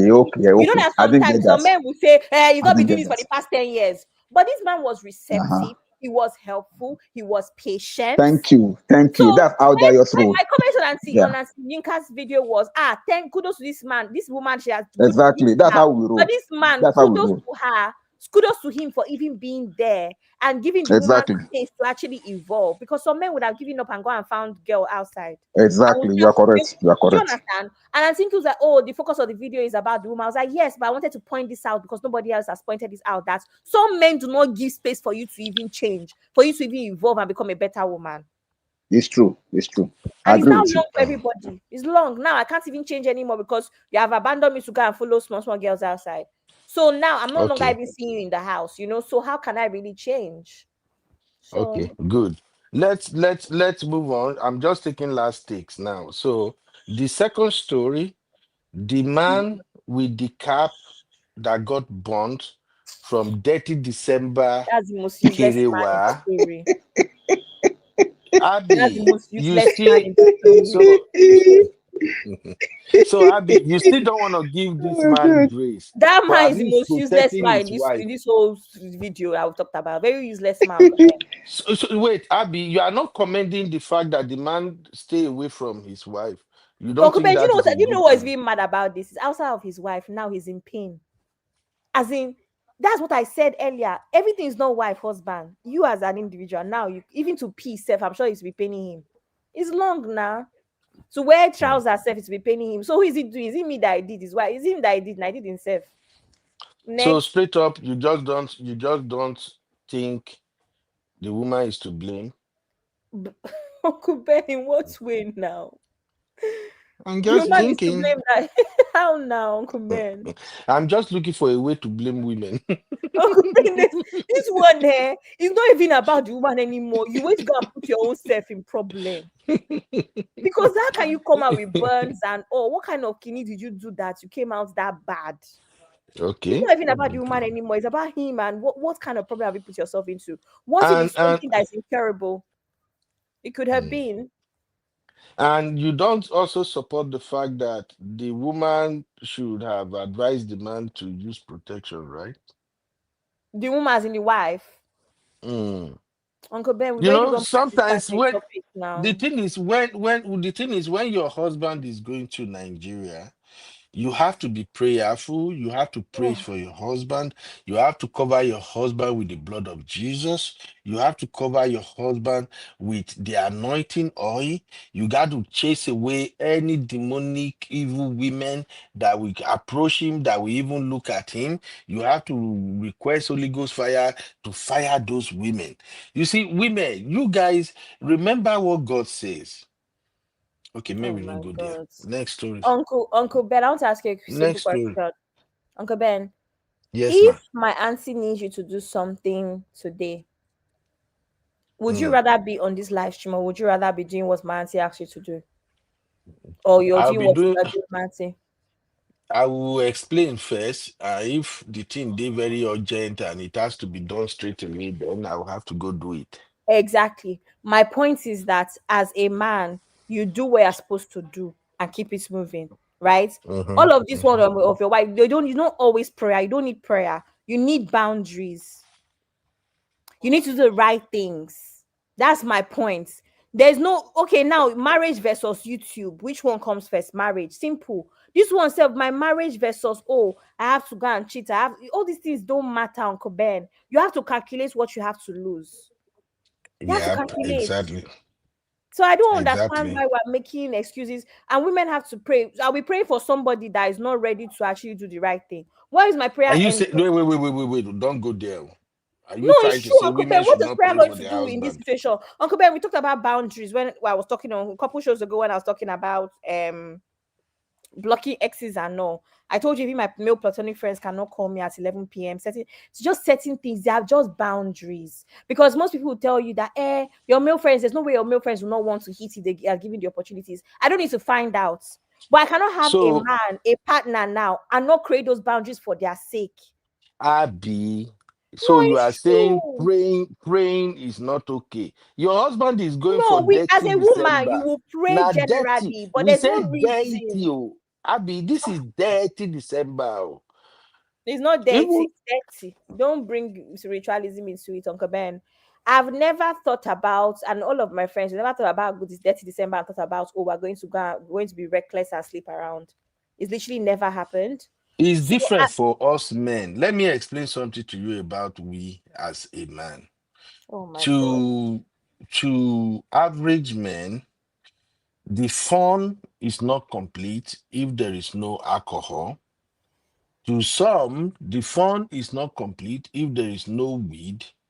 But to many men, they can do away with alcohol, do away with weed. But ah, okay, where would they go? I don't want Oh Mama come fight no, me. I don't no, see Zeno. continue now. Let's go. Continue. Ma, quick finish with you. When Zeno don't they? I know say now fight you won't come fight. So but anyway, the other story, the one with the two ladies, where the wife is begging that they should leave her husband alone, Abby. Who's to blame? There are three people involved: the husband, the complaining wife, and of course the two ladies who are dealing with the married man. Who is to I don't blame? even know what's going on in the world. You are somebody's wife, you come and start saying, ladies, I'm begging you, leave my husband alone. Yeah, I don't sometimes you have to beg side chick. Oh. Sometimes you have to beg some child chick to leave your husband alone, or else they won't leave him alone. Oh. Especially if it has to do with Nigeria, somebody or told you want to me, disagree with that. somebody told me that everybody on this platform knows the person. Somebody told me that your husband is to be a little bit scared of you. That's all I'm going to say. So who do you blame in this This is why threesome I think so. situation? Your husband needs to be a little bit scared of you. That's all I'm going to say, Uncle Ben. Because if your husband was scared Mhm. of you, this would not be happening for you to go and be begging women to leave your own husband. Come on, man. Abby, you are coming back tomorrow where we're gonna do part two of who's to blame. I'm not around Anyway, tomorrow. I'm going out. I will come and trace you there in London. You are coming. Oh. So the last story, the auntie, 40 years plus, who got baby for this man. Who's to blame? Yeah, The I already man or the said. woman? I already said I'm on both. I mean, on the fence with this because I feel like the woman acted out of desperation. She still, even with Okay. paying the bills and all, she still felt like she wanted to win a trophy in a sense. So there's desperation, low self esteem, all of those things now. So Okay. I would say both, but I have a feeling that that woman knew that that man was married, no, not married, but something was off. But because of her desperation and just really wanting a child, she ignored Mm, anyway. That's my opinion. So in this case, I'm going to actually say it's the woman's fault because, like I always say, that I have no business advising men on what to do. Men should advise each other. But as women, you're going to have to do your due diligence. Otherwise, it's going to cost you anyway. So that's why I'm absolutely. blaming the woman here. Do your due All diligence. right. Men are mad, so do your due All diligence. right. I was listening when you, my sweet honey babe, and Okudayo were discussing the financial aspect of this woman's relationship. I Mm. was listening. I was itching to come in real quick, but I'm like, okay, let me just chill. You see, what I think in terms of why that woman is paying those bills and taking care of the man family is that I think the man did that woman a favor. And I think she Mhm. knew, yeah, I think she knew everything about With the that man. baby thing, right? Yeah, I get Mm. that angle I think too. she knew everything about that man, that that man is married to somebody here in America Hmm. for paper, and he also has family back home in Nigeria. And both of them, they have been doing the thing underground. They've been both cheating until she probably made it a formal request that, you know what, I'm okay if I want my own baby. If it happens, I'll keep the baby. So I think they are both in it together. And somebody, I think M. Jones was the one who said the reason that man was in the hospital when she was giving birth is because the woman is his ATM. I want to Mm. agree with that too, you know. And sometimes there are some women in Mutually this world, beneficial relationship, Uncle Ben. yeah, there are some women in this world that God created them to come and help men, and they are doing their job diligently. I like women like that. See, it's Mhm. not easy. Sometimes when you see women that God bless with money and they want Hmm. to help you as a man, Chai. who Wonderful. is saying, "Chai, honey, babe, what is wrong with that?" Women are created to be helpers. Help men. That sister is simply Hallelujah. obey. No, it's not. The thing is that Okay. the man is supposed to be the head of the house. We're doing Sunday school early for some reason, yeah, and that's the interpretation I have. So if men are head of the house, and if men are the head, This then the is women, honey, babe. the women are the neck. So I don't know for ladies again in the chat. I'm not giving jack to any man. You understand? I'm not building Honey, any babe, you man. are stingy. You are I'm stingy, not honey, babe. stingy. I am You are wise. stingy. I'm wise beyond my years because the ones that you help are the ones that Mm. end up like this woman. And that is, God forbid, that will not be me. And that will be none of us ladies on this chat. Omo. Amen. So Amen. receive that, Amen. ladies, because when you are helping men like this is what you become. It's not worth it. All right. No problem. Okay. Thank you, everybody. Now, Zeno. Zeno is beginning to pick bad character from me. Gate crashing a show when it's From almost you. over. I just came to ask Zeno, you one question. you always ask question in the last minute, I Zeno. just want to Is that question for understand. Uncle Dayo? The question should be for Uncle The Dayo. question is for you because you are the one that brought up the topic. Ah, I just want to okay, go clarify so ahead. I don't make assumptions. Please, All can you right, tell me Mama. where in the Bible where they said that women should be praying for their husbands? Wait, in the Bible? You said It's you all were the over one the that said Bible it. now. Tell me where. I was looking for it. I did not see it, so I came to ask for Esther. clarification. Esther is an example of a prayerful woman. Deborah is another example of a prayerful woman. Should I go on? No, you said praying for your husband. I'm being specific. I didn't say that Bible did not say we should pray. Bible So said what do pray, you but think? What do you think Esther and Deborah were doing when they were praying? You think they are not praying for their Esther was husbands? praying. Esther was praying for a course to change. Esther wasn't sitting there like I'm praying for this king that he will not marry any more wives or he will not go and start sleeping with many girls. That wasn't her prayer. Her prayer was for Did her you? people But you to know, be Esther. delivered. Esther actually started by praying for favor. Sure, you know, and that Exactly. is why God favor her and Uh make huh. her a queen, Okay. right? And as a queen, what do you think was her primary responsibility? To pray for her husband's kingdom. Don't let Uncle us go Ben. there. Uncle Ben, you said that the women, the men that are going to craze in Nigeria, that women should be praying that God will not allow them to craze. I want to know what No, no, example no, of the no, no, no. Bible. I am not saying Chris. I'm just saying if your husband is going for dirty December, you have to cover him with blood of Zachariah as he's going. If he was going to You work, have I to. would pray for him too now. Now we are saying the Okay. same thing. I just There is wanted to nothing make wrong. sure. See, now we Uh-huh. have clarified. Now I understand where you're coming from. I don't have any other thing to say. Thank you, sir. Wait, wait, wait, wait, wait. Don't go away. You are going to play who is to blame. You hear all the stories. In all the stories, who do you blame? I blame the men. For what? They don't have self-control, and apparently women that they claim that is supposed to be under them are the ones making them do things that they should not be doing. So I blame the men. Zeno. Oh, are you a TikTok feminist? I'm a feminist, but I'm not a toxic feminist. Sorry. So you are not a TikTok feminist. I am not. Okay. And in story 1, 2, 3, you don't see anything went wrong with your gender.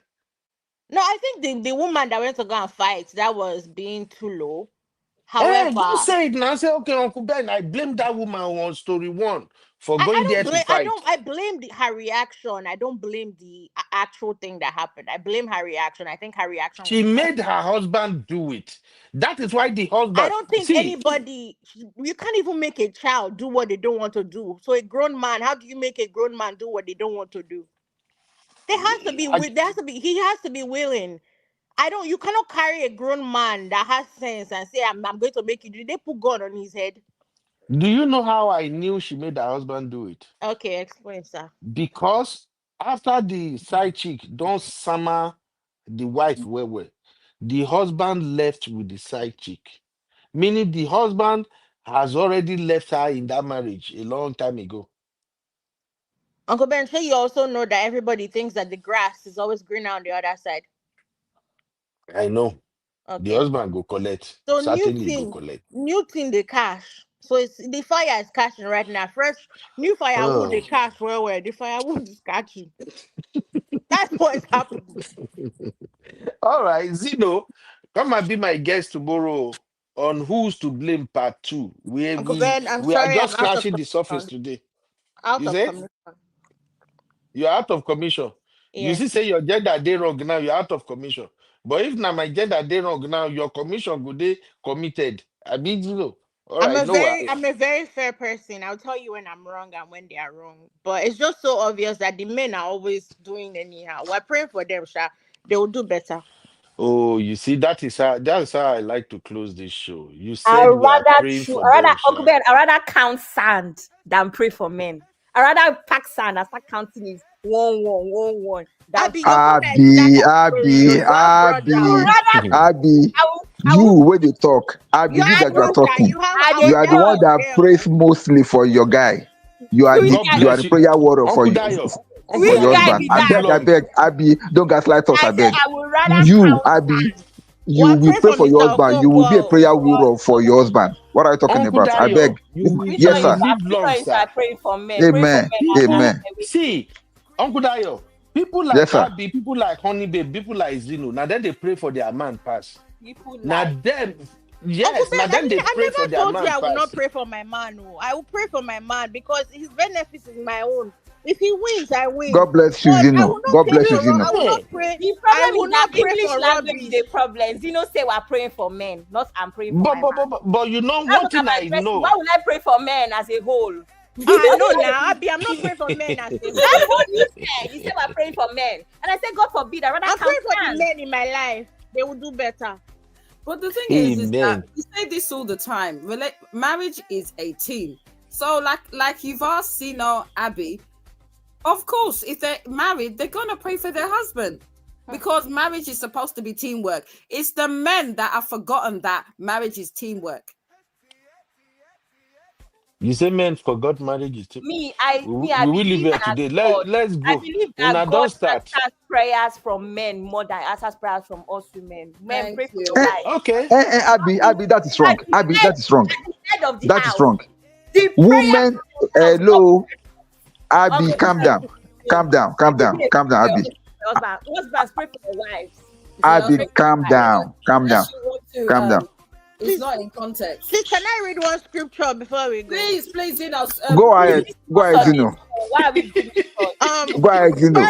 First Peter 3 verse 7. It says, Yeah. husband, in the same way, be considerate as you live your lives with your wives and treat them with Mhm, respect so that your mhm. prayers will not be hindered. So I'm just Exactly. telling you people, Now, better treat your Zeno. wife Zeno, well. no, Uncle Ben, wait, Zeno. Uncle Ben, wait. Zeno, read the verse before that one. The two verses Oh my God. before God that place don't that catch you read. Zeno. God don't catch Zeno. If he said that me there for studio where I don't do no verses, God don't catch you. Zeno, please now.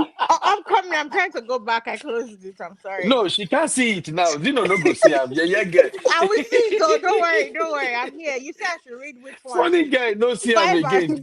and 5 and 6, right? you read 7 So now, I read isn't 7, it? so 5 and Uh-huh. 6 is what you want me to Yeah, read. This is go how on. the holy woman of the old made themselves beautiful. They put their trust in Ooh, God and I accepted the love this already. authority of their husbands. For They do instance, what? they, Wait, they, wait, wait. Calm down, calm down. What they do to their husband? You they see this Uncle Ben is accepted a the very smart authority of person. their husbands. They accepted the authority of their husband. Continue. For instance, Sarah obeyed her husband Abraham and called him her master. You are her you are her daughters when you do what is right without fear and what your husbands might do. Of what your Oh husbands my might do. God. Thank Uncle you. Dio. Do you know? Uncle Dio, Yes, no sir. verse first. Yes, No verse, Uncle Dio. Let me yes, text sir. this Bible verse for me. Make I go screenshot her. I go put her for our studio No, here. Anytime any Zeno read sister it. come Let her drag give it to here, you. I go highlight it. No, no, no, no, Uncle Dio, I beg. Now you go give it to me. I love this verse, man. Ooh, Oh my this is god. so good. Oh my god. Uncle Zeno Ben, read it. why did you stop playing the music to end? You now pause it. Why? He has seen the Continue one playing he it. You wanted are to attack ending. us You now. are ending. Uncle Ben, I Oh just my Hey, want to god. say the Bible is from beginning to end, though. It's not half and half. So when you are saying you are finding scripture, also remember that I read 7 as well. So add that to it when you are screenshotting. I'm only reading Please now. the part of the Bible Let me round up. that speaks to me. Okay, so I read thank you, the part that everybody. spoke to me. We are This is leaving why, now. let me just tell you, in this kind of argument, bringing the Bible was very, very bad idea because the Bible is very patriarchal. So there's no way women can win with the Bible. Just saying. Don't bring Why would you don't do bring that to that that? terminology. Come here, It's Petrarca. true. Why would you do that? Patricia ni. The Bible Oh, is always Patricia ni. backing men. But anyway, my Hmm. point is, men, pray for your wives. Stop putting it on women to pray for men or men. Women, pray for your husband, especially when they are going for dirty December. Oh, Pray that for was your God does not husband. answer that kind of prayer. How will you be praying for God somebody to answer go and it. sin? God answer that kind of prayer. Good night, everybody. Make una they go. Una not just one greet today. Good Today night, when we catch everybody. women now, una no one greet. Good night, everybody. Thank you very, very much. All the people in the chat. Thank you. I know today hard small, but make una no best. We need to dey highlight some of the things where women they do so that they go make corrections. Okay? Ewo, ewo. Uncle Ben, No stop be rage ewo. baiting people. Thank you. Good night. Thank you. Good night. Honey, babe, have a fantastic rest. Uncle Thank you. Dio, Bye help me shout out to my sister Gary. Thank you Good for night. holding it She's down. hearing you, sir. Eh? She's hearing you. If Thank not you, only sir. me, if not only me, therefore roast me today. But you see how Uncle God worked Tayo. miraculously. Good night, sir. Good Good night, Abby. Good night, Zeno. night, Good Uncle night, honey Dio. babe. Bye bye. Good night. Bye, sir. Bye, sir.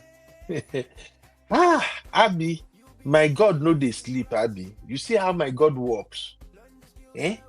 I'm going to I prayed try before we start this show. You Is said it okay what? if I give Uncle? Is it okay if I give you and Uncle Dio ammunition with that Bible? But at least finally I get better Bible verses now Ah, to defend myself. Eh? defend yourself. I they go for sure could I make it quickly said down to me. Make I go find an am screenshot them. So anytime We have Sister not finished Marriott come, arguing about. We've as soon not as finished. Sister Marriott say Proverb 31 women, I go bring the scripture come out. Make una see what that scripture talk to. Mm-hmm. All right, Anyway, Abby. Thank you, Gary, good night, for holding it Uncle, down. and see you Yeah, later. good night, Mama. Be Good good. night. Bye. Have fun, Bye, no. everybody. No do dirty December for London. Of Eh. course, I am going to. Let's cold December. I know. Good night, Mama. Thank you Good very night. much for all you Bye, do. everybody. All right, everybody. I hope you enjoyed today's show. Thank you. If you have not liked the video, please hit the like, hit the like. Thank you for sticking with us. It's all fun. I just think, okay, now that December is around the corner, let us have some fun shows where we can laugh, and play together. And also, I just decided, say, make I not do politics. The politics, while I want too much. Eh?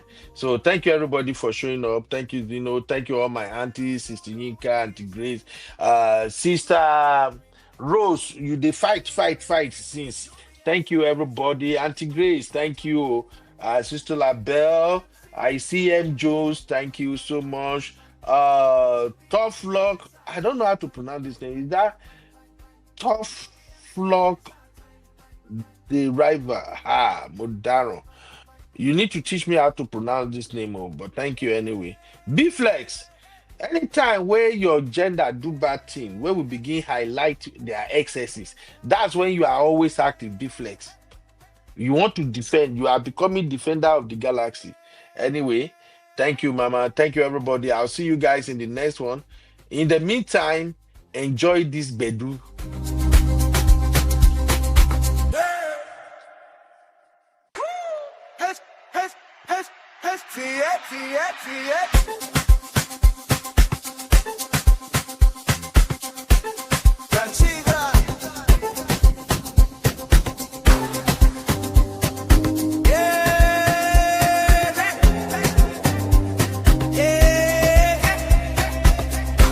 UBMC, we rise.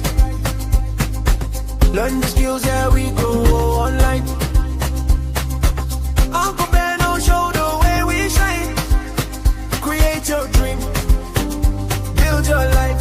UBMC, it's our time. UBMC, it's our time. UBMC, it's our time. UBMC, it's our time.